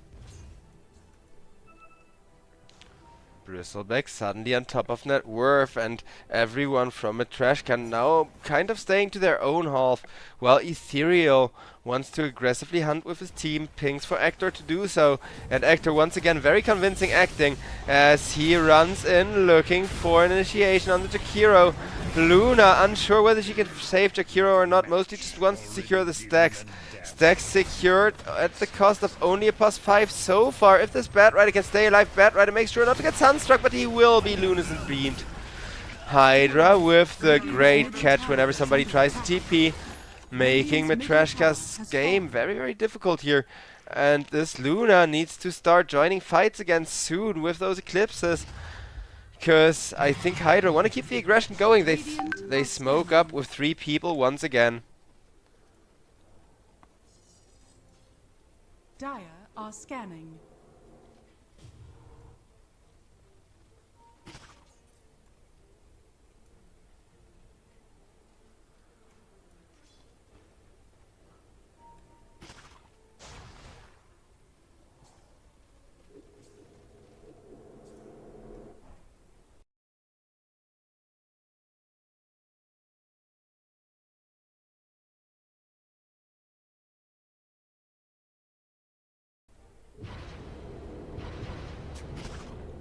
Roshan getting surrounded by 4 people now, but they're not going for the Roche kill.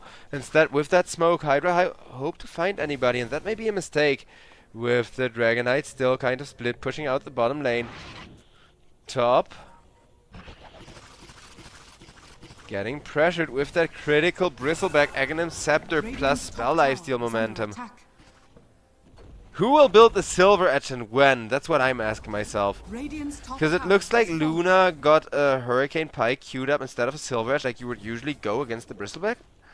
Which is a little bit concerning here. Then again, I say concerning. I kind of want to game number 3, so it's the opposite. It's consoling. Roshan though. Now that is starting to get very consoling. As HYDRA very much will try to get us that game number 3, even though Luna pushing out as much as she can. Dire's middle tower is under attack. Roshan has fallen. Aegis going the way of Bristleback now as Dizzying is ran after with that Venomancer ultimate. Batrider comes in trying to save the Luna, may succeed in saving the Luna still, as there is now a Mars and Jakiro sitting behind Dizzying. Dizzying has the Manta Star to get himself away, kite people around while those glaives of his are doing some serious bouncing.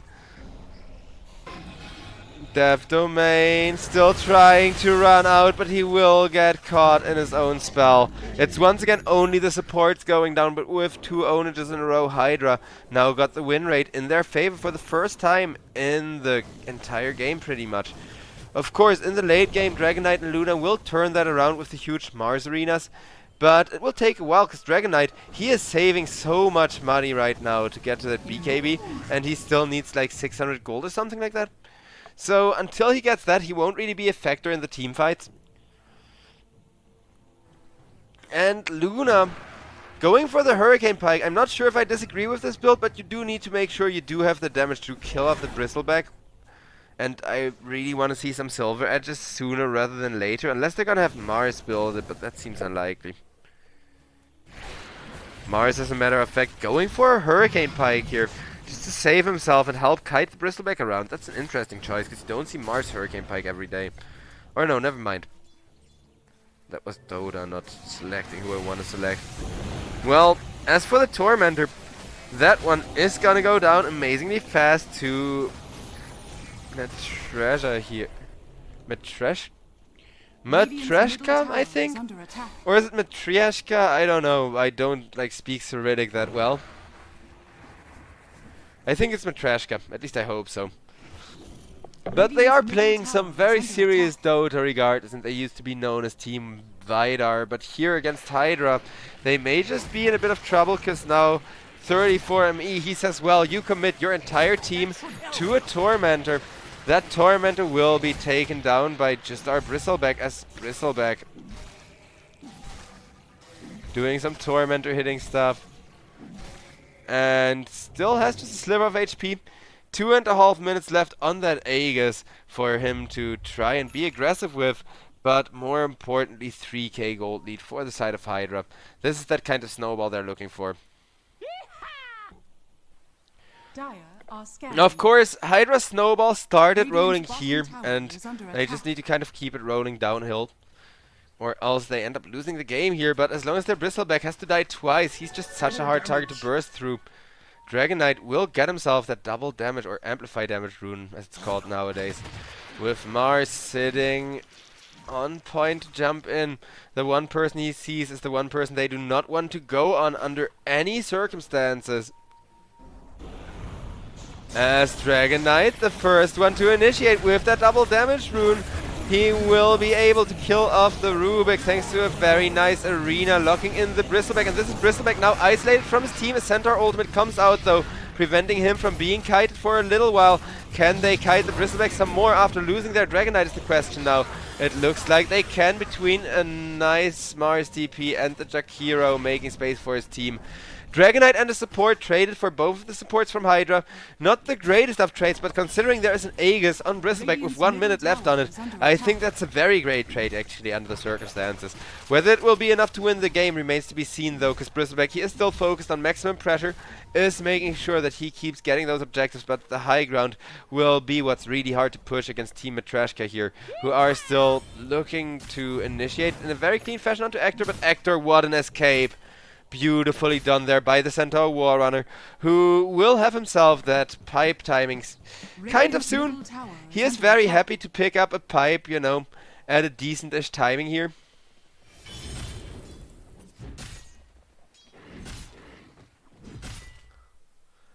As it looks like we got ourselves a bit of a pause, ladies and gentlemen. Not like there was too much exciting going on around the map, but I do want to, you know, take a look at these items, because as you can see, it's a game of 4 staffs. Okay, Rubik actually isn't queuing one up. He's going for the Blink Dagger still, so that's nice. But there's 1, 2, 3, 4, 5 4 staffs like bought or queued up. 6 4 staffs, so over 50% of the players in this game, ladies and gentlemen, are buying some variation of 4 staff or Hurricane Pike. Isn't it amazing? Oh, the team fights, if this Bristleback actually succeeds in coming online, will just be a big freaking 4 staff wars back and forth pretty much. Where it's just bam, into the Bristleback you go, out of the Bristleback you go. Ready, go, gets called, and eventually Jakiro will unpause the game in favor of Matreshka, who are kind of starting to sweat right now, even though maybe they're thinking, hey, the kills are equal, we should be fine here, right? Because the kills are equal, and that means we're doing good against the team that we out late game. But the money is not going equal, and the money is snowballing in favor of HYDRA if they can like get another team fight or whatever. That's exactly what they're gonna try to do, though the only one they can catch here will be Groom. Groom would still be a huge kill as the Aegis gets reclaimed, and Bristleback isn't really in fighting shape anymore.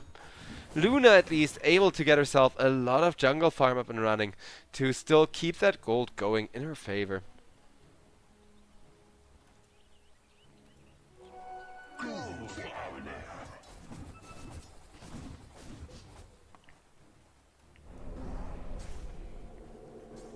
FSD and Invoker.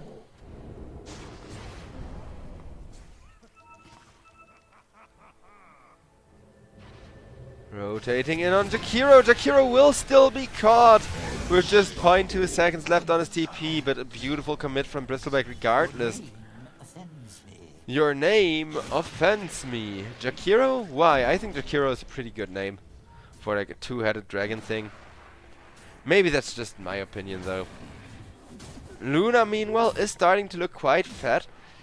And there is the Silver Edge queued up after the Kanda, so it will be 2 more items before you lose this game against the Bristleback, and then Matreshka may actually be winning this again. But 2 items could be a long time against 34Me, who is pushing in with everything he got, but they will aggressively fortify to kill off the Bristleback, and that's exactly what they'll do with the Luna ultimate. Dizzying with the Hurricane Pike is on point, making the plays, getting the big kills. Beautiful execution there from the Luna, who will now make sure that she can push out a bit with her illusions and be annoying that way. Dire's top tower is under attack. As Batrider takes a bad initiation, and Groom, he couldn't even get the lasso out. You saw him go into the animation there, trying to get his team a good like initiation with this wraparound, but instead they will just get some wards. They will not find anyone. But good pressure on the mid, I guess. And more importantly, at least a little of that gold whittled back down from HYDRA, because HYDRA, like I keep saying, they can still snowball as far as the 5v5 fight goes with the Invoker Dire's and, middle tower is under you know, the attack. just huge synergy being there.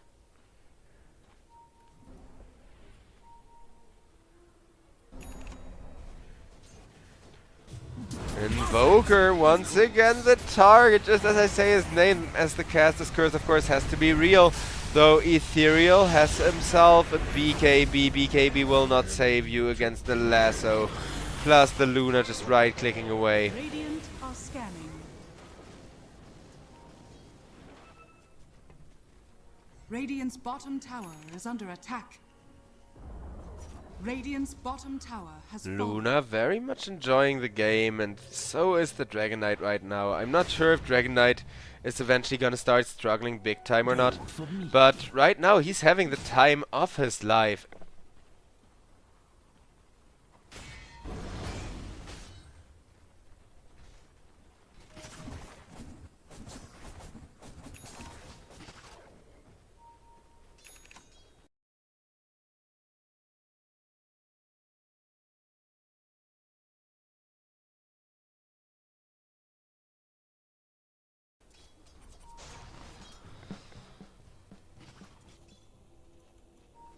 Dire are scanning.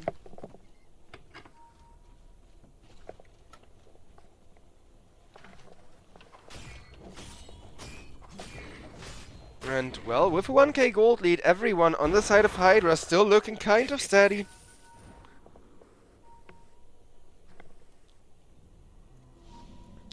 Holding out as best they can, while Razorblade on the Rubik.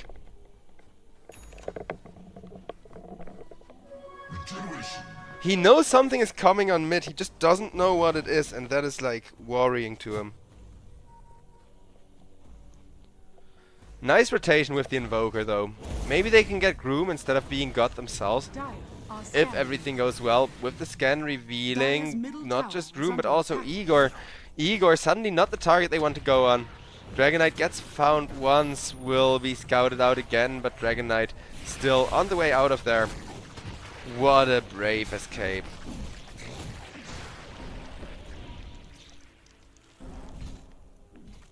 Actor. Acting like he wants to stay hidden in the trees with that smoke of his. But HYDRA, with still 2 people smoked of their own, keeping an eye on the lane and making sure if that smoke gets deactivated, they will be able to call it out. Are looking to go for the Roshan, and this is gonna be the second Roshan in a row for HYDRA, who may not have the best teamfight initiation. They may not have the, you know, best response to Matreshka's aggression here, but what they do have is perfect freaking road pit control, thanks to that Bristleback and the Centaur ultimates being there.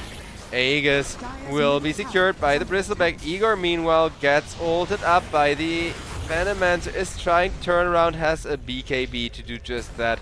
But joke's on them, he wasn't actually turning around, he was just teleporting out. I'm not sure how worth it that was, because, you know, it was still an 8-second BKB and everything. But right now, don't lose the game until Luna can hard commit to the fight with an ultimate, is pretty much still the game plan.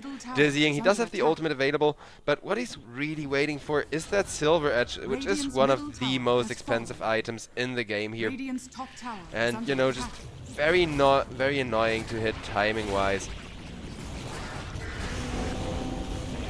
Bristleback.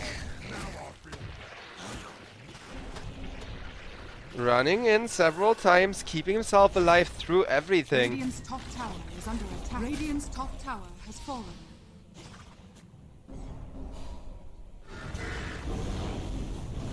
As Bristleback will get killed off, having the Aegis still able to keep himself alive, and Kurokami about to go down in exchange for the Invoker. That may not be the best trade, because Invoker will be most of HYDRA's disable gone, but with the Bristleback, no longer having the Aegis. At the very least, they can push right now, so they need to make this count. Radiant's top 3 tower people are is about to under head attack. out of the base. Luna now having at least the Shadow Blade part of the Silver Edge, and the tier 3s are still standing. Money-wise, that was a nice fight, especially getting the Mars is huge. But then they lost their Invoker, and you could see HYDRA hesitate for a moment, being unsure of what to do. Because there could be an Invis Luna setting up for that, you know, counterplay, even without the ultimate anywhere.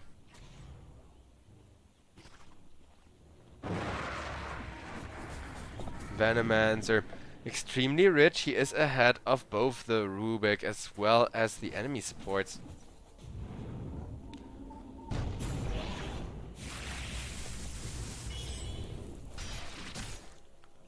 Luna gets lifted around a bunch, but is still very much fine.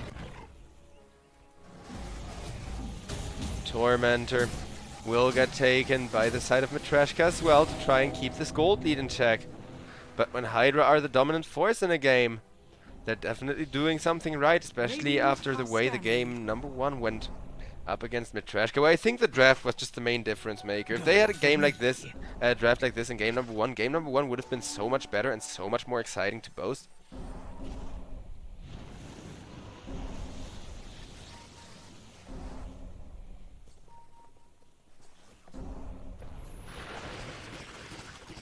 I heard a Sunstrike somewhere. I'm not sure where it was though, and if it gave anyone vision or not. Dragon Knight actually giving his team some vision, will just tank a lot of that initiation, will get himself back to the Jakiro though, as Bristleback may want to chase this, may not want to chase this, as he gets Molotov back. No connection from the Sunstrike on the Jakiro, but it does not matter with the Bristleback ability just being too freaking strong and having all the burst damage in the world. Radiant's middle tower is under attack.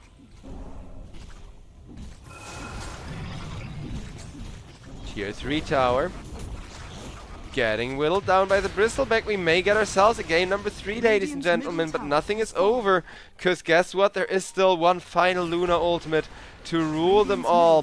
The Matreshka are slowly being chipped through. Matreshka though, just trying to buy space and time for the initiation, as Dragon Knight really good at defending this high ground. But that is gonna be the Bat Rider looking for a lasso, instead just getting instant killed himself. Range tracks and a tier 3 tower down for nothing. Luna approaching that Silver Edge still, but needs to actually get it from the secret shop, which is kind of the next issue. Dragon Knight doing his best to frontline to make sure that he can tank for his team, and he can tank this Bristleback. Bristleback starting to do some good damage on the Rex though, as the top tier 3 tower also being destroyed. Matreshka, everybody smoked up. Bristleback the one to get caught with the Luna ultimate, has the BKB, has the Bloodstone, still alive though. Bristleback just looking too strong here. Igor has an ultimate of his own, is trying to keep the Luna alive, but in doing so, the Luna will actually live, ladies and gentlemen. What a play. Centaur, however, jumps into the backline and says, well, screw you, your Luna may survive, but you will need all the buybacks after losing the rest of your team for defending her.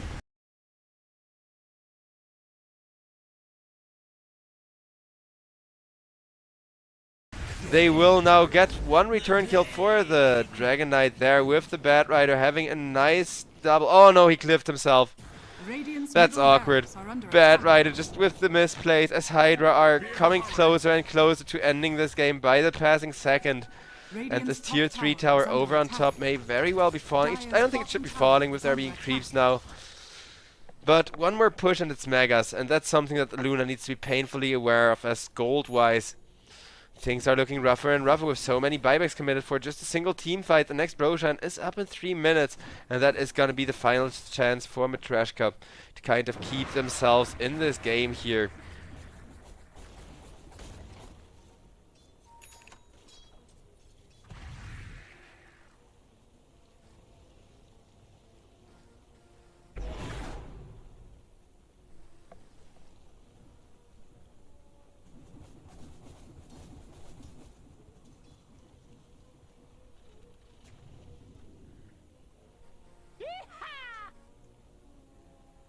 Dire's Dire's top tower is under 90 attack. seconds till Roshan can even respawn. I'm not sure how confident Matreshka are feeling in pushing out this top lane considering their buyback statuses. I'll switch Dire's over top for you tower guys. is under attack. There is none against 2 from the side of HYDRA, which is very much on people who are crazy and suicidal enough to teleport in on a moment's notice to try and turn the team fight upside down. Though with a Luna, the better late game is definitely in the favor of Matreshka, and that's exactly why they just want these tier 2s to set up that eventual maybe high ground push. Because if they do push high ground, they will push high ground hard. Luna got some glaives to bounce from the illusions, will now have to back off. Bristleback though, approaching the Luna. Luna has been seen by a nice D-ward. Silver Edge not going off on the Bristleback means Luna dies though. Oh my god. It was like 0.5 seconds and Luna would have gotten it off on the Bristleback. Now instead, everybody dies. Luna dead for 90 seconds. How long is the Roshan timer gonna be? That is what determines whether this game is gonna be over or not. Because I really want myself a game number 3 here, but Bristleback will fall off against like 2 good Silver Edge carriers. I'm kind of waiting for Dragon Knight Silver Edge, but right now he is just opting for that Bloodthorn upgrade to make sure they actually got the burst damage during the Silver Edge to finish off the Luna. So it kind of makes sense here. Radiant's middle barracks are under But attack. we've seen a few games like this where it's Bristleback up against Luna and Luna just delays the Silver Edge being greedy until the game eventually ends up becoming a loss. Radiant's top The tower top has tier 3 tower will now be torn down as well. fallen. Radiant's top barracks are under attack. Radiant's top barracks has fallen. Radiant's top barracks has fallen.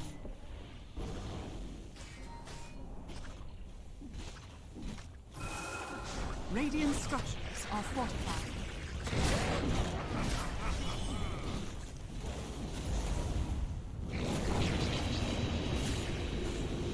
As Dragon Knight with the Lotus Orb kind of remaining protected, the tier 3 though will crumble to Centaur taking it, and it's gonna be the Megas in just a matter of seconds. Luna 3, 2, 1. Luna is back. Can they do something? They will probably lose these racks still against the BKB, definitely. As this is gonna be the Mega Creeps, but Invoker gets dragged into the base. Everybody else ulting out with the Centaur ultimate, and it will be Mega Creeps. So I'm starting to think this game is over for HYDRA. DOTA says the chances of a comeback are still 25% though. No, now they're 10%, never mind. So yeah, after Mega Creeps, chances of comeback are like 10%.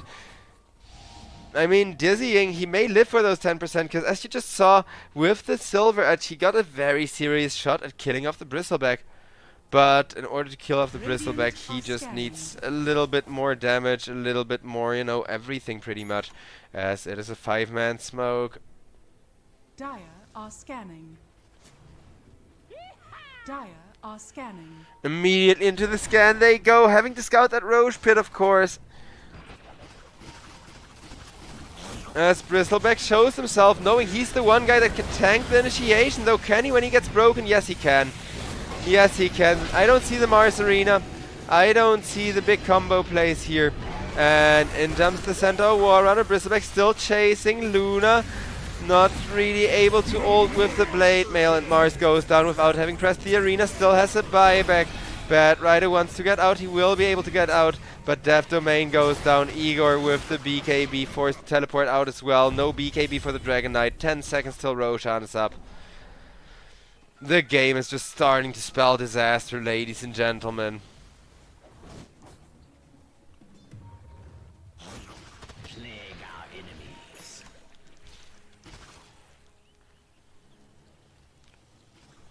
Luna running for her life from the Invoker, will be able to get away.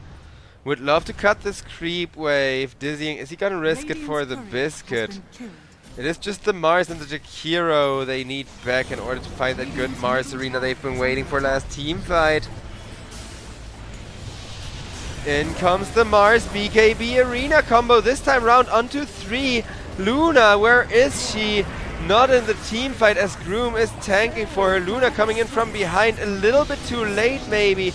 Though Ethereal will die, but Dizzying will as well. And with that, Luna dead, and Bristleback In the fountain he goes. 4-staff gaming, ladies and gentlemen, till the bitter end. I guess Matreshka just do not want to call it here, no matter the cost, as 34ME runs down. Kurokami has bought back just to make sure that they can end this game. Bristleback coming in for the fountain dive, hunting the Bad Rider. GG will be called as the Ancient will fall too fast against the Mega Creeps. And ladies and gentlemen, it looks like I will get my wish for a third game after all here. We are gonna have ourselves a bit of a long day from the looks of it. And well, with that, I will not keep you guys waiting for long, as we are gonna head to a break, get the final lobby ready. And yeah, HYDRA, can they get the reverse sweep? Can they get the 2-1? Or is it gonna be Matreshka going for another aggro draft and winning another easy looking 20-minute game by just being too fast, too furious, and mostly the better team of the two? Well, we're gonna find out after the break, because HYDRA were a highly inconsistent team. The HYDRA, meanwhile, they're the team that is kind of, you know, the underdog, considered the bad team that ends up winning against really, really strong teams. And, well, ladies and gentlemen, I'll see you all after the break with the final game of the day here at the European Pro League season number 20.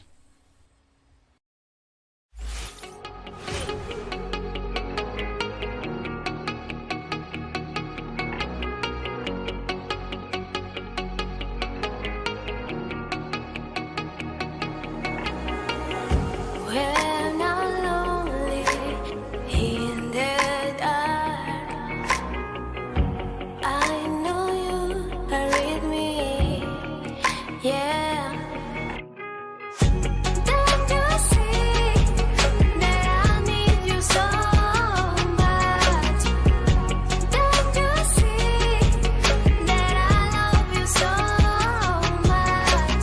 Oh na na na na, oh na na na na, darling, I need your love. Oh na na na na, oh na na na na, darling, I need your love.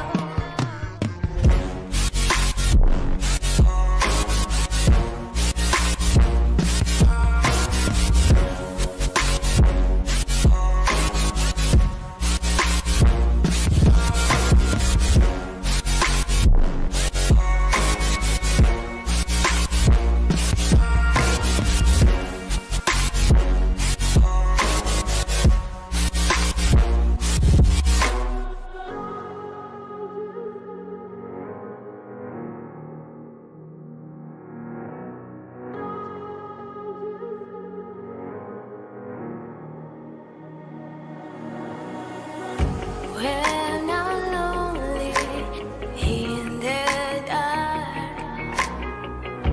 I know you are with me, yeah. Don't you see that I need you so much?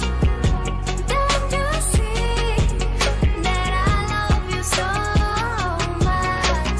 Oh na na na na, oh na na na na, darling, I need your love.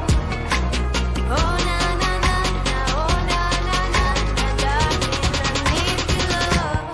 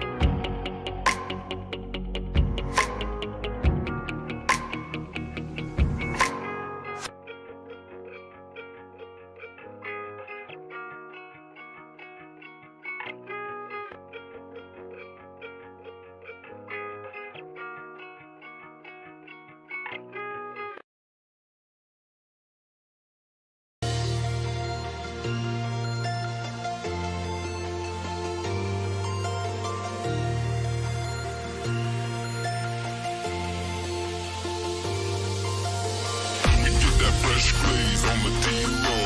Pulling up, smoking haze through the back door. We get that fresh fresh glaze on the D-low. Rolling up, smoking haze for days.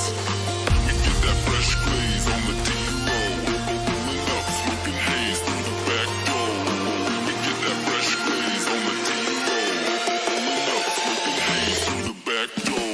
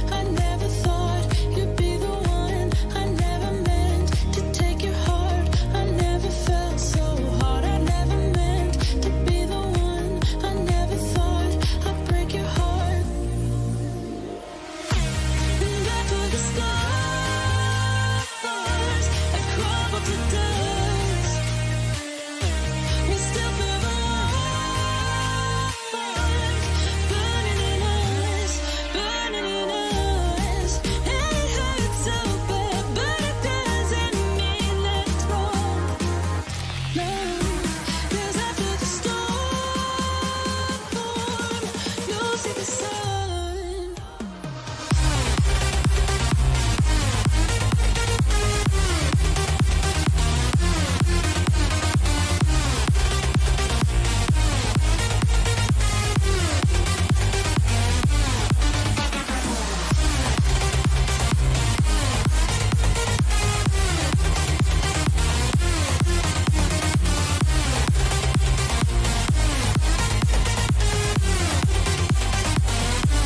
And up to the sun.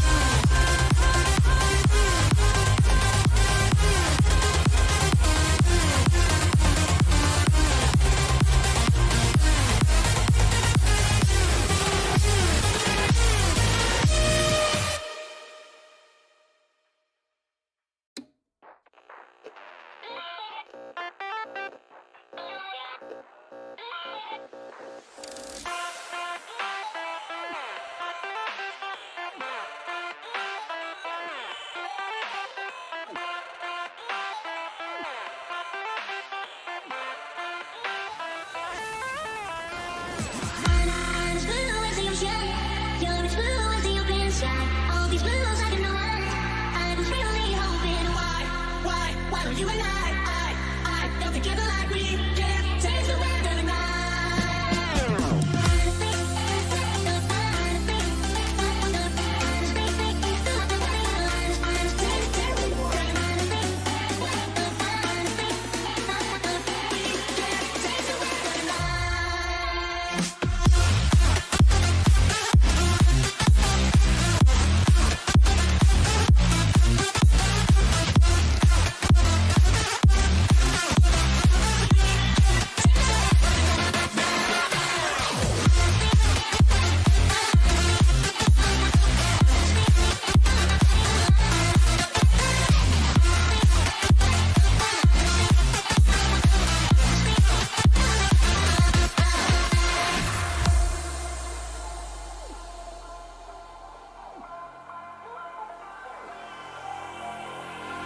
I'm as blue as the ocean.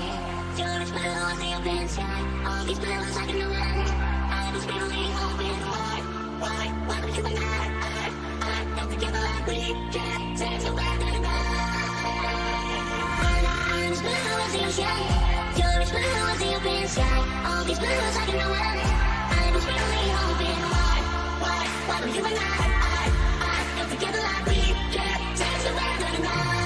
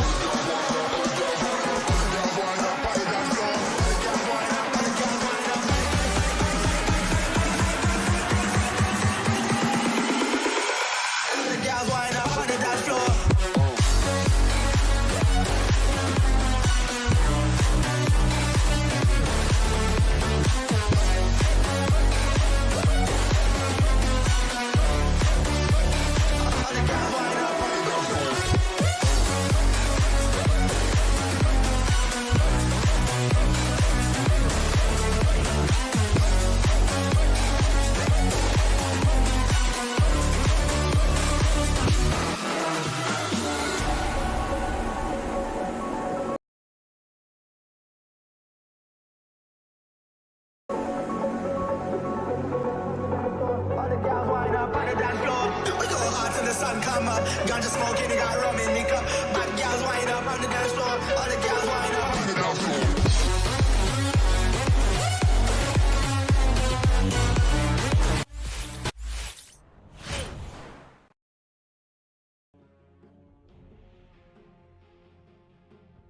Alright, ladies and gentlemen, and with that we are back 10 seconds to remaining. another round of Dota 2 here at the European Pro 5 League seconds season remaining. number 20, as we got ourselves Matreshka Radiant up team against none other than HYDRA for hopefully what's gonna be a tantalating game number 3. Though honestly, ladies and gentlemen, my hopes are all the way up. My hype is already elevated after that game number 2 because it looked so close. And then they were in the enemy base already, like Matreshka were like outside of the enemy base when there was freaking megas and trying for that wraparound with the Luna when the push was going down the mid lane. 10 seconds remaining. 5 seconds remaining.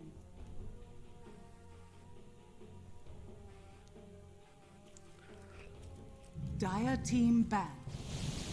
Morphling.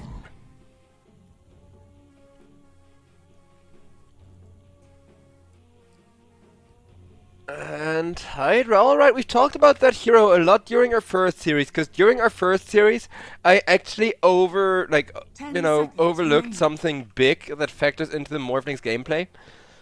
5 And seconds that remaining. being the huge nerf to bracers, rave bands, and what have you like that.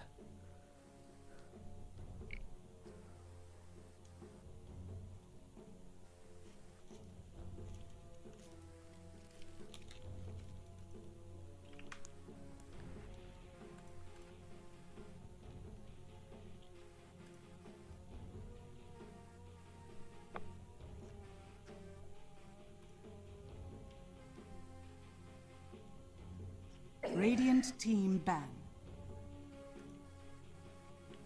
As a Dragon Knight gets banned out Radiant now. team ban. Well, with the Lycanthrope, I hope we're in for a treat, because this reads like HYDRA to me. HYDRA were the one team that kind of got famous Dire for team spamming out ban. the Lycanthrope every time they could get away with it.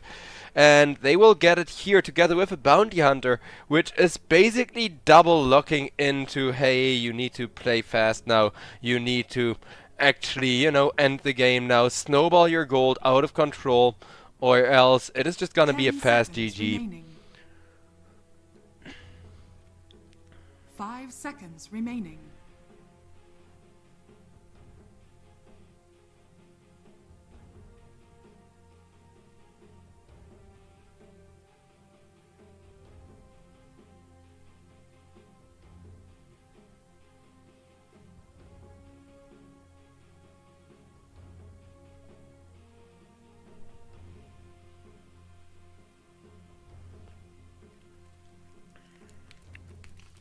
HYDRA got about 20 seconds left to come to a conclusion here.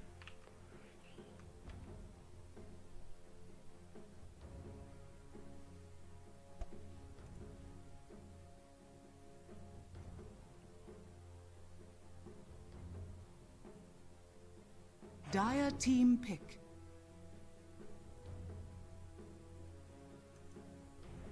Radiant As the team last ban. Oh, I like that ban, Matreshka. Matreshka have actually been doing some really good homework about the meta here.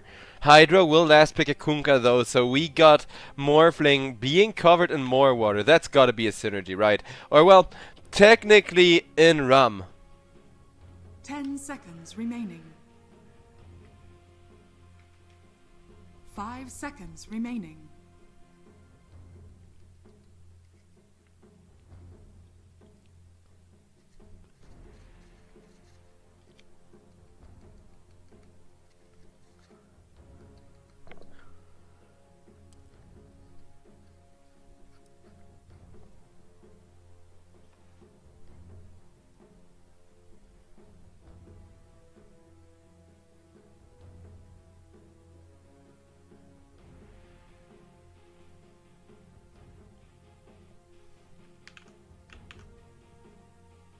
Matreshka got about a minute remaining.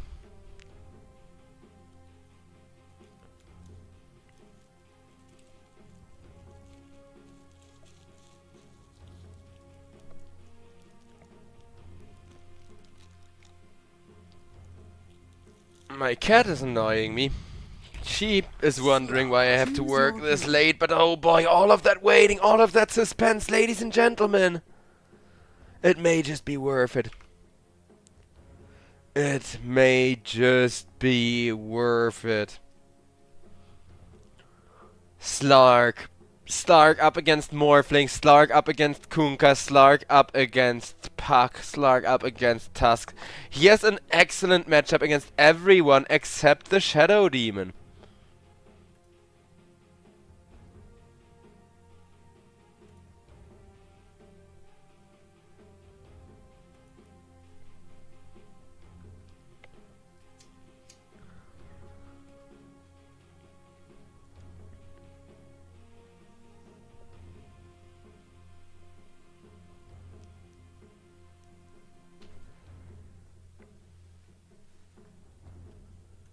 We are preparing to load in.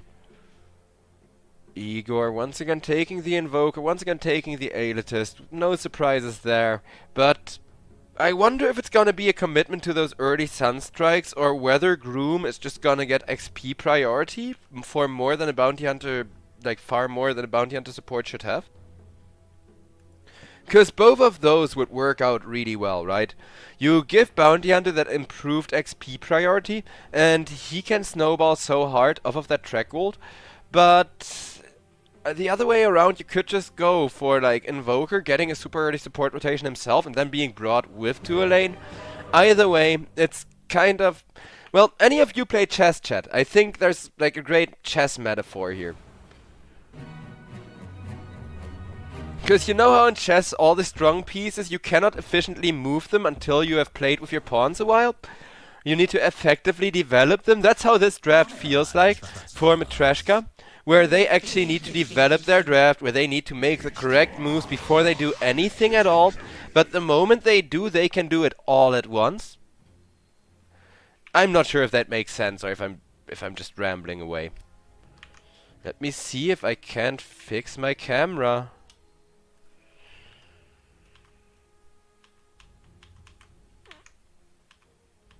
No, clearly I cannot, and I don't know why. Such fun. So, Dota is supposed to load some commands at the start of the game to allow me to do my caster job. And doesn't want to load those whenever the server lags loading in. So if we're paused, whenever we load in, I know that like something will be broken and I need to check my like console to make sure everything is working. Because now look, I can... Woohoo! Isn't it great? Just as the Go comes out too, because the players too, they sometimes get their mouse lagging, I think it is. There's a variety of bugs that have been associated with the D-patch.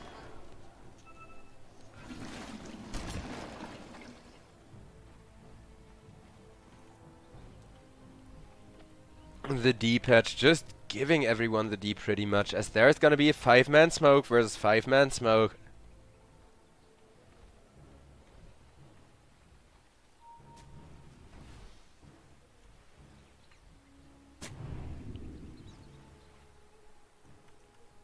The Radiant Vision, this game of course pretty much free because you have those little wolves. As long as you have those little wolves to walk up the high ground for you, make sure you can actually see what's going on. I think they'll always be fine, but maybe Matreshka thinks so too, and because of that the smoke will wrap around. Though 34 ME is leading the charge. Kurakami pings, hey guys, there's an Invoker with Ghost Walk here.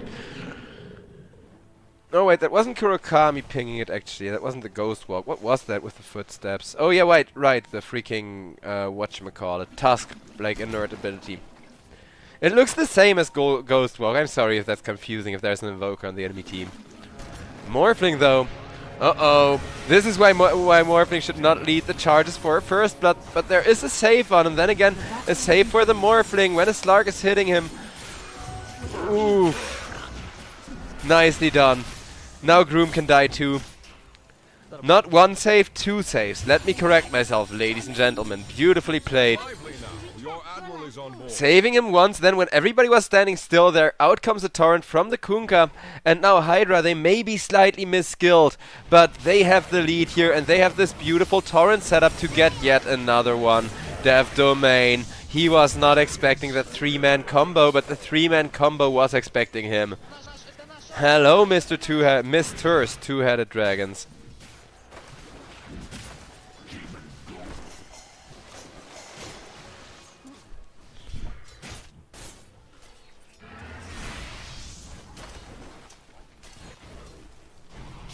Dire's courier has been killed.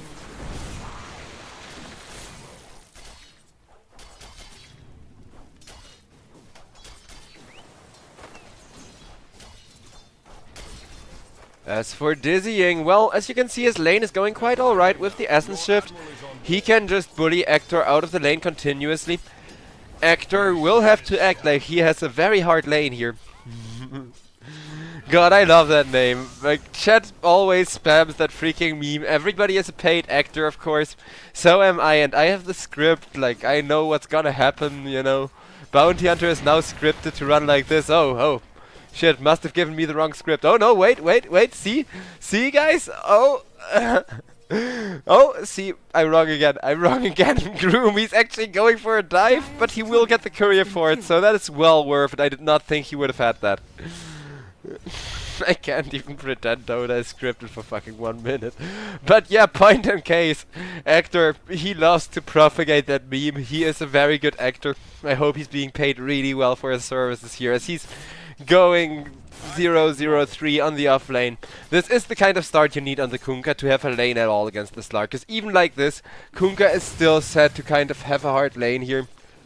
Just less hard, you know? Step lively now. Your admiral is on board.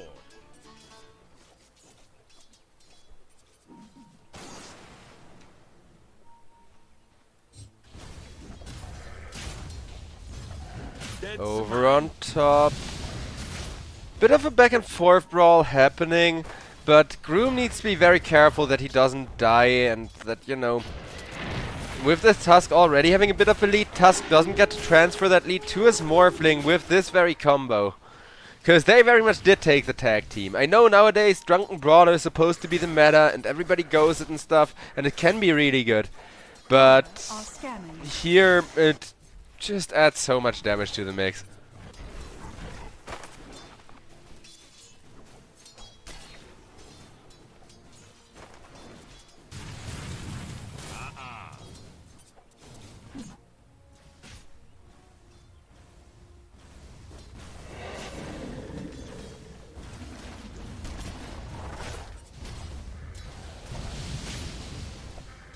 Morphling just getting zoned away a little bit.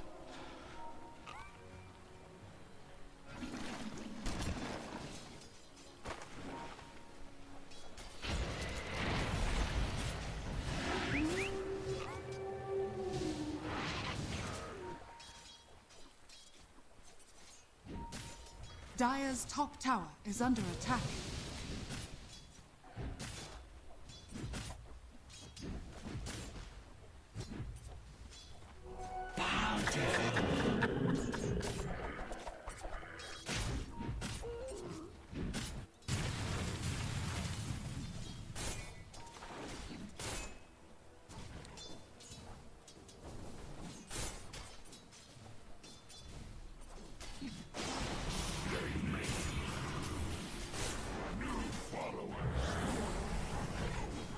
Slark, fine on bottom lane. He did get once again a few stacks from the Kunkka.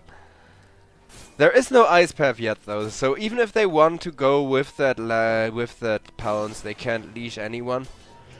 Jakiro will now actually be rotating to help out the mid lane as Tusk decides to put his insane amount of gold net worth to use over on different lanes, but will be killed for that. So a huge return kill, the first return kill at all for the side of Matreshka here. And it will immediately be 2 with the Bounty Hunter rotating in as well, getting some assist gold there. Very happy with that, because keep in mind Bounty Hunter needs that track If he can't get that track online, then he will simply be falling off here. Mid lane ward will get taken away.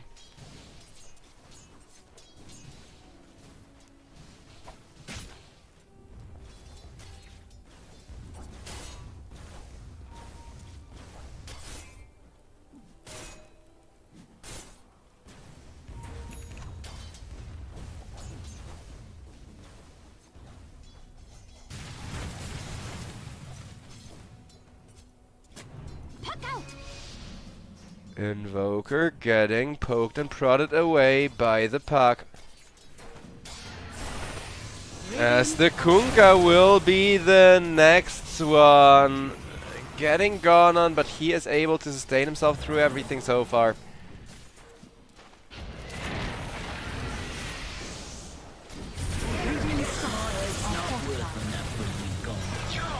Slark jumps on the Tusk. Tusk, one more hit and he will be going down. Nice stack there for the Slark. Dizzying, finally getting his first perma stack. As I'm a big fan of the Slark hero, but I'm also still curious to see just how this morphing is played, because I really like the circular double Iron Bracer. Iron Branch starting build with like a Rave Band. I think you need a good amount of early attributes on Morphling, and Morphling is like the one hero where you don't regret buying braces that don't double their usefulness, right?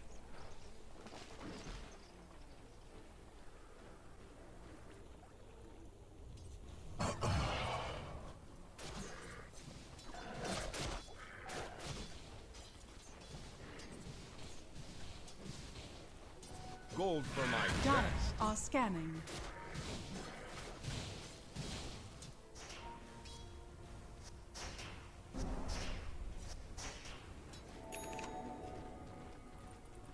Runes just being traded 1 for 1 though. Razorblade, really happy with that one, because his ultimate of course is huge.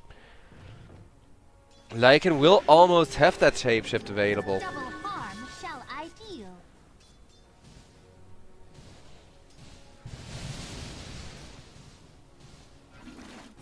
Over on the river near the bottom lane, Igor tried to rotate and burned a lot of mana. And maybe Slark can catch someone off of that. Bounty Hunter is definitely trying to set him up those kills, and there's the Slark going for a second stack, getting that one. Dev Domain so far, the one to secure all the kills, but you definitely don't mind your Jack hero being able to pick up Razorblade. My nerves tonight. Did you see me weep? Denied.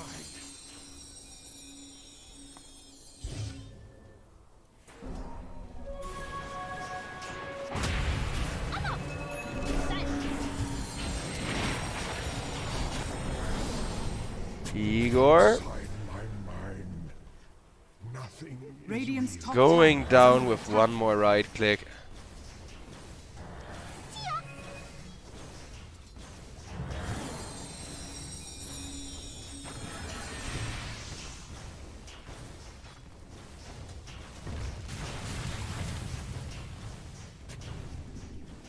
Radiant's top tower is under attack.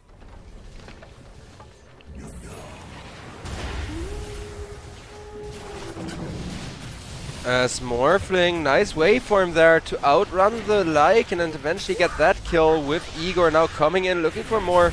Nice kill on FSD. FSD with a few more hits will go down, and that's Igor taking another one.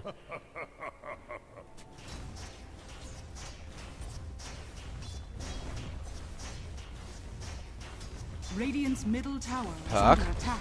Doing some solid work to the mid tower meanwhile.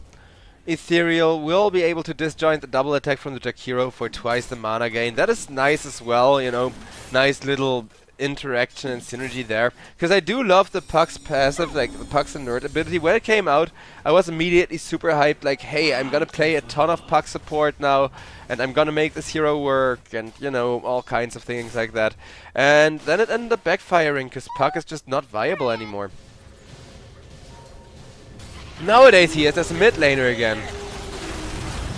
But only since the B patch, as Morphling gets himself a top tower, but if he pays with his agility that would not be worth it, however, even with the vision the Bounty Hunter Shuriken will not connect in time.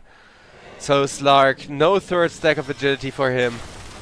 Radiant structures barracks are fortified. Matreshka. Radiant's middle tower is under attack. What need have I for Dire's top tower is under attack.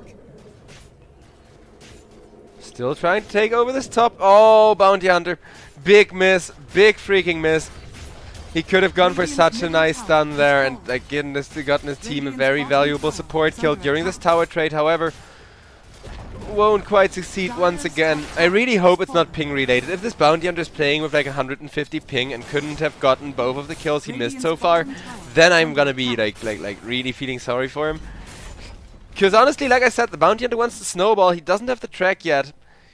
The game is being very far delayed by Matreshka, and sure, while this tower trade is kind of buying them some space, it is still very much HYDRA with their 34 me Morphling in charge. Morphling just looking nastier by the second here.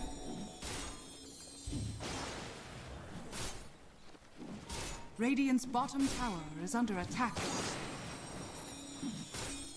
Kunkka just blasting away with his gunblade at some stacks, but two people will come roaming in to help Puck get this kill. One of them not even needed, but with the stack here being this big, they may just want to stick around. Ethereal, does he have resources to contest the stack with? Not really. In comes the Kunkka though with the gunblade, and he says thank you very much for the stack, because we just needed that gold to swing around a lot, and that will be so many last hits. Still 4k gold lead. 5k soon, with the stack mostly being secured, and well, Matreshka just not really getting as much space from that as they wanted. You know, thanks to that counter rotation from the Puck and then the Kunkka coming in to split up those last hits fair and evenly. Gotta love when the off lane and the mid lane actually coordinate sharing last hits in like a spot where you're contested like that and need to take them right freaking now. Because obviously one of the two will otherwise get salty, like, oh, you've used the enemy team coming in there as an excuse to steal all the farm. This was perfectly handled. They just perfectly juggled the aggro. Made sure that when Puck was kind of out of resources after being spotted, Kunkka was the next one in there after having farmed the Radiant jungle. And I love his rotations. I really love what this dire Kunkka has been doing. He is half of the net worth, speaking of which, of course. There you guys go seeing the net worth. I'm sorry that's a bit late. Dire are scanning. Though there has been a lot happening in this series, and this is exactly what I mean. We're at over 1 kill a minute with Groom now getting caught off guard. Whenever support goes to war, that support will just pay with their lives.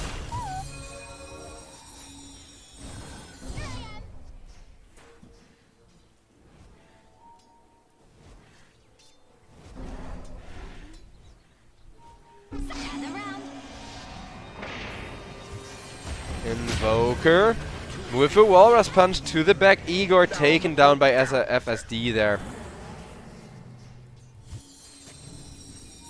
Very nicely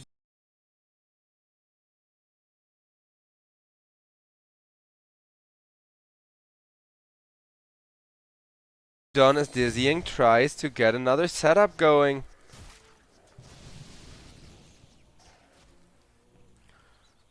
Can't quite find the opening though.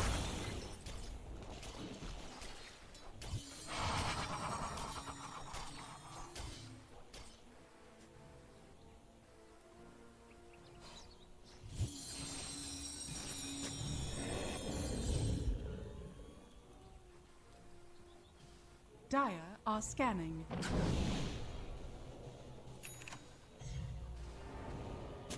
Out comes this counter dust as Jakiro, the one to tank the initiation. The mana burn did proc on the Morphling, but Morphling still doing way too much damage for anyone. And down goes the Invoker next. If they don't get 34 ME, this fight will be lost. The Slark dizzying. Can he get out? Nope, he cannot with the X. He is definitely dead. And HYDRA, they just need to stay on the aggressive in order to win the series here. Can they do it, ladies and gentlemen? Because with the Morphling, of course, games work in a fashion where you fall off, you lose the game. And up till here, things have been looking so good for Matreshka and this really clean Slark draft of theirs. But the moment you lose the laning phase with the Slark, you're gonna start losing the game. And Morphling will be forced to teleport out. Actually, Morph why didn't you morph teleport? Like, did he not see it? Was it not on, like, was debuffs bugged or something? Because morphing just took a death for nothing, as over on the mid lane, down goes Igor to start things off. Ethereal will be put into place by the bounty hunter for Slark to finally get his third stack of agility. He is struggling to get those essence shifts, but nonetheless, ever so slowly getting them up. Dire's bottom tower is under attack.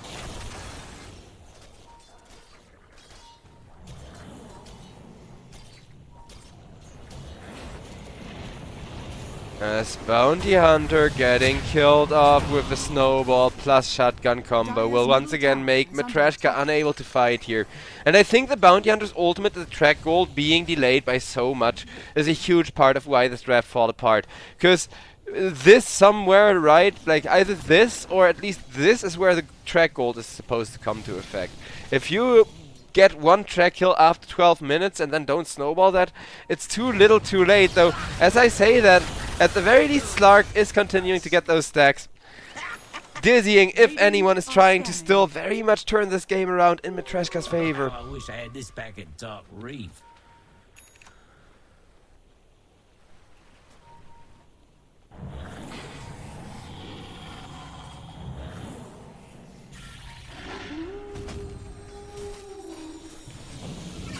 Once again, Razor Blade about to get killed off. Death Domain though.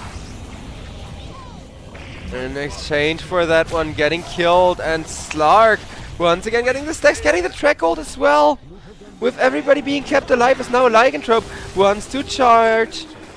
Nice bounty shuriken for the puck. Ethereal able to disjoint that one, getting himself back a lot of health, but that will mean he gives Dizzying the point of agility by the end of it. And HYDRA, just as I keep complimenting them, this is what I mean, Morphling can well, he's not falling off right now, he's still doing a good job. It's just Morphling's currently in a spot where he cannot attack. Morphling can't right-click and teamfight, and suddenly they stop winning the teamfights. It's really that simple, guys. The question is, can Slark keep the Morphling from right-clicking? Because that's going to be a lot more difficult, and he needs an Orchid in order to make that happen.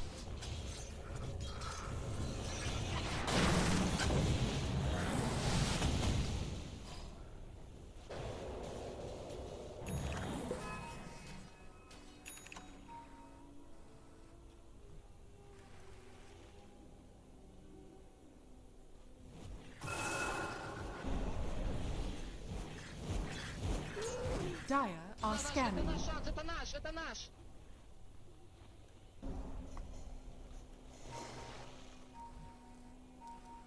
Dire's courier has been killed.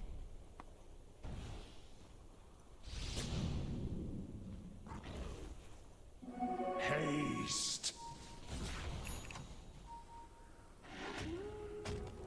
Well-gotten gains. Razor Blade getting ran at by wolves.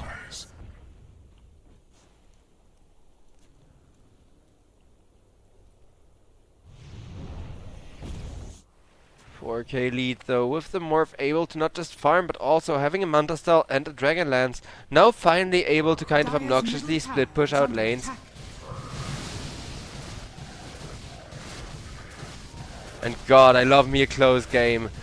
Let's see if Matreshka snowball this around or not. Then again, if they snowball this around, it's pretty much their win right now, because that's just the nature of Slark versus Morphling. Puck in some trouble. Slark gets a very nice courier kill. Puck able to purge off the silence, but not also the leash. 7 stacks of agility and counting. Slark getting more menacing by the minute. Not out farming the Morphling yet, but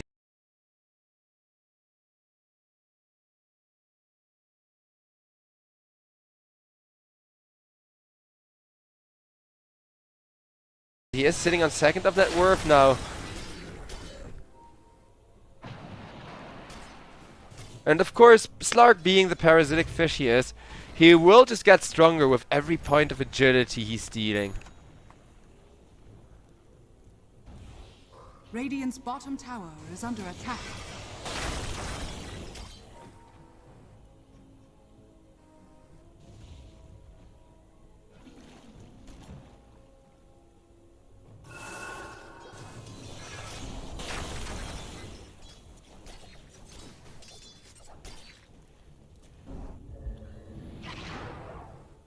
Dire's top tower is under attack.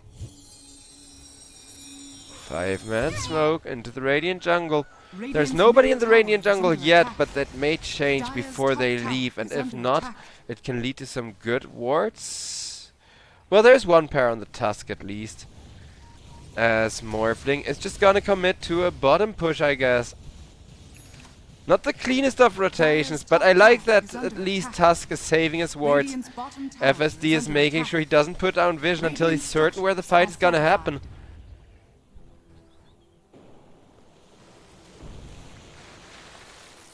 Radiant's bottom tower is under attack.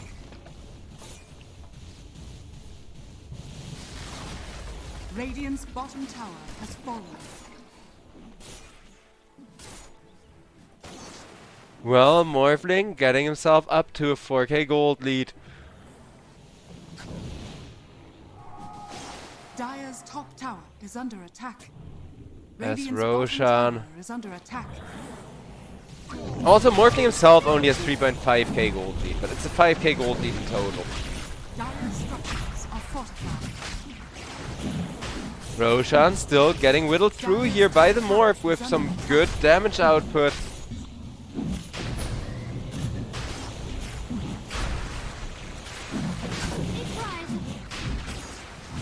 Roshan has fallen to the Dire.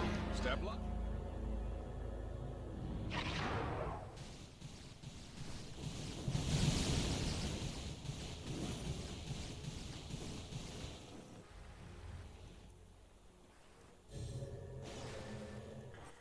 Puck rotating over towards the top lane now.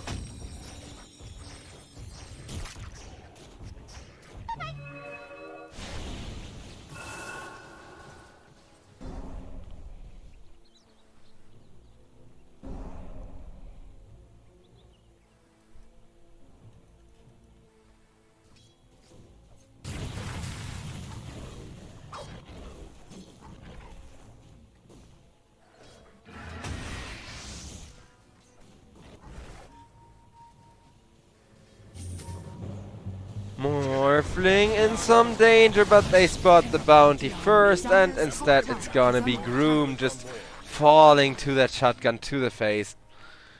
Actually, Razorblade got the kill there with the Shadow Poisons.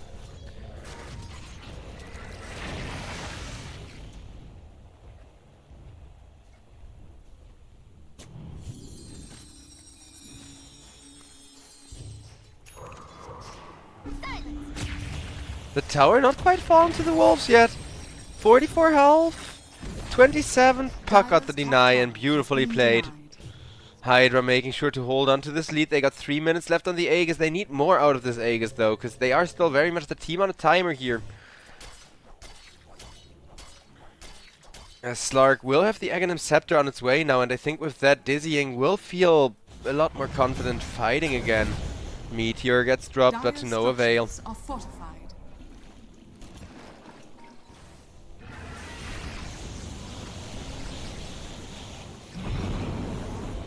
Dire's courier has been Morphling splitting into a bunch of illusions and is getting to work on the tier 2 tower ever so slowly, but guess what? Groom once again, he runs under the wrong ward and will die for it. Or is it Gem? It may have just been a ward. Because there is a ward over here. Yeah, I think it was this ward, because nobody has a gem on them yet. I wouldn't blame HYDRA if they want to build gems either, because right now it feels like they just... Like, they can still be defeated, but it requires just such a good initiation that, you know, prevent that good initiation. And HYDRA can very much reduce a lot of these tier 2s before the Aegis wears out, and then with the next Aegis try to potentially already push high ground. Radiant's top tower is under attack. Dire's bottom tower is under attack. Radiant's top tower has fallen.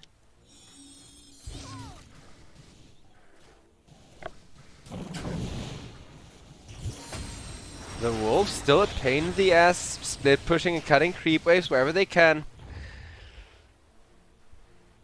Matreshka trying to hold on for the late game, trying to outscale this Morphling, just like the Luna in the last game tried to outscale Dire's bottom tower against is under all attack. odds, and well, Dire's courier. maybe they can do it, but comebacks I think in the current patch are just really hard, especially if a tier 3 tower will fall before this Aegis goes. Beautiful connection there on the Jakiro will lead to him dying. Morph needs to be kind of careful, but he's got a full minute left on the Aegis, so he's in no kind of rush and easily just waddling through the tower. Oh? Oh, that's gonna be the Aegis. It only had 1 minute left on it, but it will set up a beautiful deny by the excellent micro from the Lycan Wolves here. Once again, some excellent freaking gameplay by Kurokami. I think the amount of like skill, or like, you know, skill curve, like room for you to bring your own skill to the offlane that the new patch has made, that's the one thing I like about it. A lot of offlane players just look so much more impressive despite not completely, you know, having to crab stomp the carry either, because Stark had kind of an okay lane. Yeah, he died super early once, but after that he made an excellent recovery. And despite that, you know, at the end of the day, Kurokami is still looking strong and very reliable here. Your admiral is on board. Dire are scanning.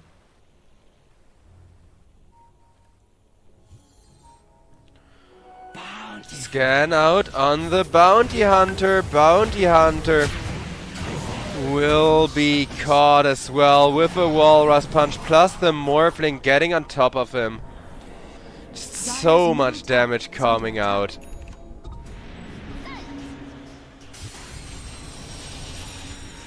Dizzying.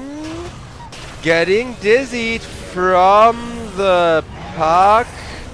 Is able to jump out of there with his ultimate though, as Death Domain machine gun down by the Morphling. Mega kill streak. Morphling once more together with the Puck maybe, but Slark not the person they want, so Morphling backs up first and Puck will follow his lead. Just kind of, you know, going back, retreating, deep pushing creeps us. Out come the Wolves once again from the Lycanthrope. Those new Wolves are just so strong, but are they enough to keep alive Igor with the mini Slark ultimate? Maybe. Morphling low on mana has to use the Manta style here in order to keep himself alive, as it is gonna be the barracks taken down. Has fallen. Step lively now. Your admiral. Sunstrike completely missing, as in comes the Jakiro. Teleporting himself in, not quite finding anyone just yet.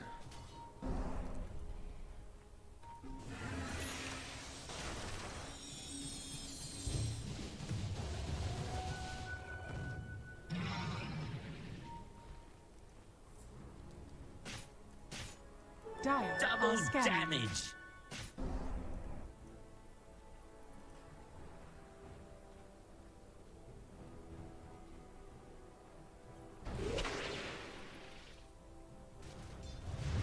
Radiant are scanning. As Invoker shoving out the mid lane. Nice space being created for Groom to set up those ultimates. But they do need to catch 34 ME on that terrifying Morphling, and nope, just for tracking alone, Bounty Hunter will die once again. This Bounty Hunter simply not getting the work done that it has been picked for. The Lycan very much is, and the space he's creating is impressive. Also, chat is going like, huh, Morph being on a timer, it's a Morphling dude. And I know Morph has excellent late game, and against like a ranged agility carry, he would not be on any kind of timer. But against the Skullbasher hero, he will be. Trust me. If Slark can get 6 slotted somehow, which seems very unlikely right now, but it's not impossible, then Morphling will be the one who's suffering, because they're simply a Skullbasher. It's like just melee versus ranged matchup. You always lose that if they're both agility carries, because Skullbasher is the equalizer for that. Dire's bottom tower is under So, attack. while Morphling is a lot harder to catch than the Slark is, although Slark, as you can see, he will get away here. At some point or another, Slark will get revenge with a Skullbasher. He first needs the BKB, or well, in this case, actually, he will get revenge with a Skadi instead of a Skullbasher. But that item is a lot more effective on melee heroes than it is on ranged heroes. So my point still kind of stands, that at some point, you know, where everybody is 6-slotted, the melee hero will always win the 1v1s. And if you have a team with an Invoker, with a Bounty Hunter, with a Jakiro, with on the other side there being a Puck and 2 saves, you kind of never really want 1v1 scenarios, but Slark is really terrifyingly good at creating them. So, I don't know. As a Slark picker, that's why I love Slark, you can make really big comebacks, and I wouldn't rule it out, but that's not necessarily saying that Matreshka got this against this huge freaking Morphling either. Puck, though, the one to be initiated upon with the Blink Dagger, will be able to get himself away. He knows that he is seen, but doesn't really care, though he does care about that mana burn with the Shard. He will have to dodge that. Igor will pay with his life for that, and that's the mid laner going down, so 34 me wants to hunt for more. There is Puck catching up to Groom. Slark, though, dizzying, he knows that he's still quite fat, so he wants to run in from behind. Will get himself a kill on Razorblade. 8 points of agility so far for the Slark. Slark goes for an ultimate and wants some track gold for himself, so while the Bounty Hunter may not be having a great game either, Slark very much is just farming the track gold until he gets silenced, that is. It wasn't even the Morphling either. It was just Ethereal with the sneaky silence and the perfect follow-up from the Kunkka. Kunkka now entirely out of mana thanks to the great mana burns from Igor, but Puck is still alive and Igor is not. Ethereal with the sustain that his inert ability gives him now that it has been buffed. These really long team fights are exactly where Puck excels, because every time you gotta press E to minimize the amount of damage you're taking, it kind of gives you some health, it kind of gives you some mana back. Welcome back. Silence. Step lively now. Your admiral is on board. Behold.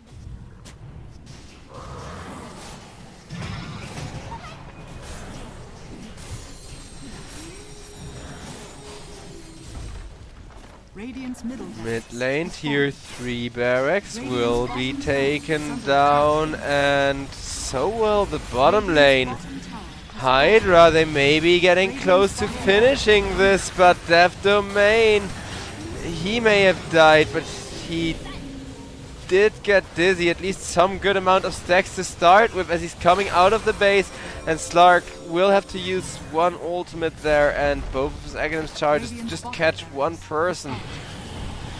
Not quite the traits you want here as the Lycanthrope gets yoinked out of position. Morphling still has the Slark on him. As you can see, at some point the Slark will beat you. It's just that the Slark isn't quite there. With some stuns proccing on the Morph, that would look way differently, but the Slark is too worried about staying alive himself right now because everybody is fat. And HYDRA, at least they're out of mana, so they do have to run for their lives. But maybe the right play here is to just leave Razorblade behind, and that's what they're gonna try with these TPs. However, Tusk teleported a little bit too early, and that is gonna be a bonus stack of agility once again going to the Slark. Do not underestimate Mr. Fish if this game goes on for another 20 minutes. It may not, and the Morphling is trying really hard to finish this. 34 me, being completely on point as far as knowing when to end goes. But with that Roshan now getting taken by Matreshka.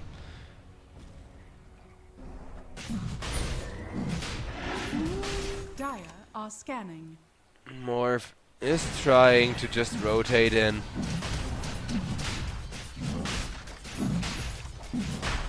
Dire are scanning.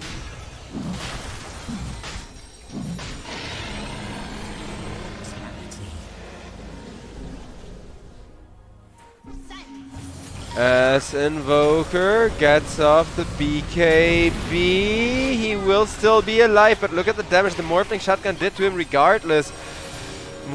Slark though still frontlining, but Invoker gets caught after Bounty Hunter died, and now Slark, the last one alive, he's simply not doing enough on his own. Now that the Lycan Wolves are slowly but surely starting to fall off, the game is just looking too rough. The gold lead wasn't the issue, but now that Morphling isn't the only one that's super far ahead of the curve, Ethereal going 5-4 and freaking 15, setting up all of those delicious kills, continuously split pushing. Like, all of the cores are starting to become relevant. Even Hector, who has been acting like he's been having a very hard lane against the Slark, like I've been saying. But really, he was just acting, and of course it's all scripted, and the script says they get to win, so now he's having a good game. That's how that works, right, chat? If chat's telling me that, then it has to be true. But seriously though, this is kind of how you deal with having a hard lane on one of your lanes. You just tell the offlaner not to panic, and the offlaner will go. They don't call it the hard lane for nothing, haha. And, well, eventually the offlaner can make a comeback like this. Morphling forces out an Ice Path, will immediately be yoinked back with the Axe, and with that Dream Coil, well, Bounty Hunter, he does not get to live, as out comes a nice mana burn to zone everybody back. But with that EMP now also being on cooldown, Dizzying has a way harder time defending, and boop, down goes his first life. That may have been a nice roach to try and just make the difference here. And if it was only the Morphling being super fat, I think the Aegis on the Slark would be everything they need to make a big freaking comeback. The problem is, you know, yeah, Kunkka hits like a truck. Tusk is absolutely unkillable, sitting at 15 points of armor, 3,500 health, and like a third of spell damage ignored. That is like 4,000 or something effective health. It's ridiculous. And a Ghost Scepter, which I'm not even calculating, like only the stats into the effective health here. Like, Morph, see, he's struggling. Oh boy, is he starting to struggle against the Slark. But immediately, the moment he starts to struggle, his team will be there in front of him and says, Dizzy, nope, Dizzy, you go home, back into the fountain. We are done playing Dota for the day, and we will take the victory here as HYDRA. A beautiful 2-1 reverse sweep. They will wish them good luck next as well. Yeah, clearly these teams had fun and do respect one another. Vidar and HYDRA having a bit of a long history.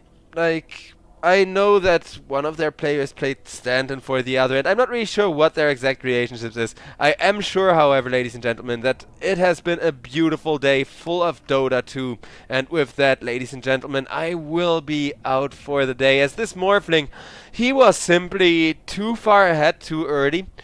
Thanks to both the First Blood going the way of HYDRA, and then HYDRA kind of doing what I said during the draft that they would have to do to kind of be ready for, you know, either the Invoker rotating or Sunstriking, or there being rotations or Sunstrikes with the Invoker. So, ladies and gentlemen, I will be seeing you all tomorrow again for 3 best of 3s then in the European Pro League. But until then, I will be out. And thank you all very much for watching. Hope you've been enjoying the show. More Dota action coming up tomorrow.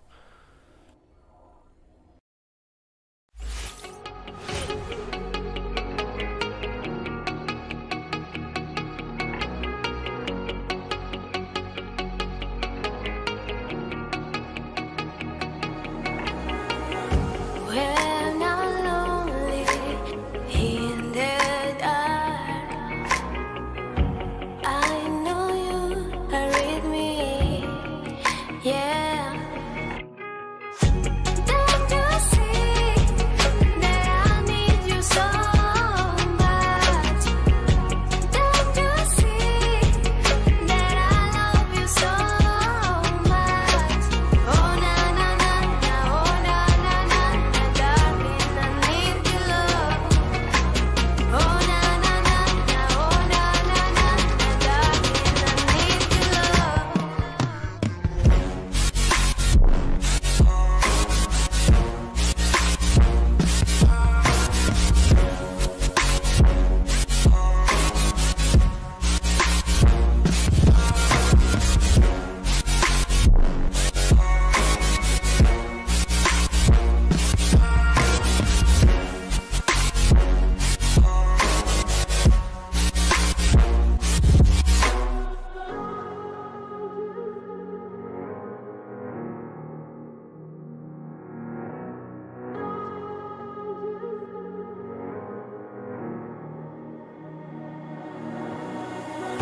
When I'm lonely in the dark, I know you are with me, yeah.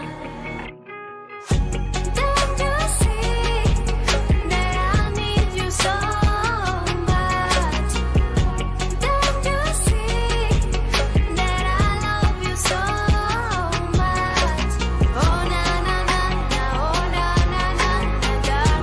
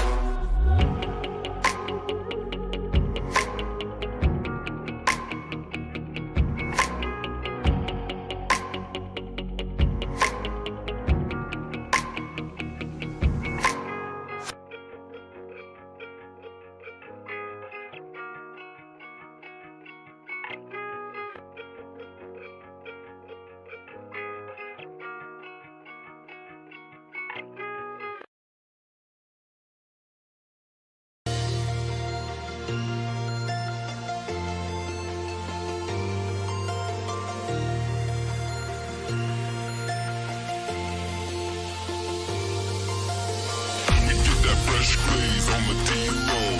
Pulling up, smoking haze through the back door. We get that fresh glaze on the D-Roll.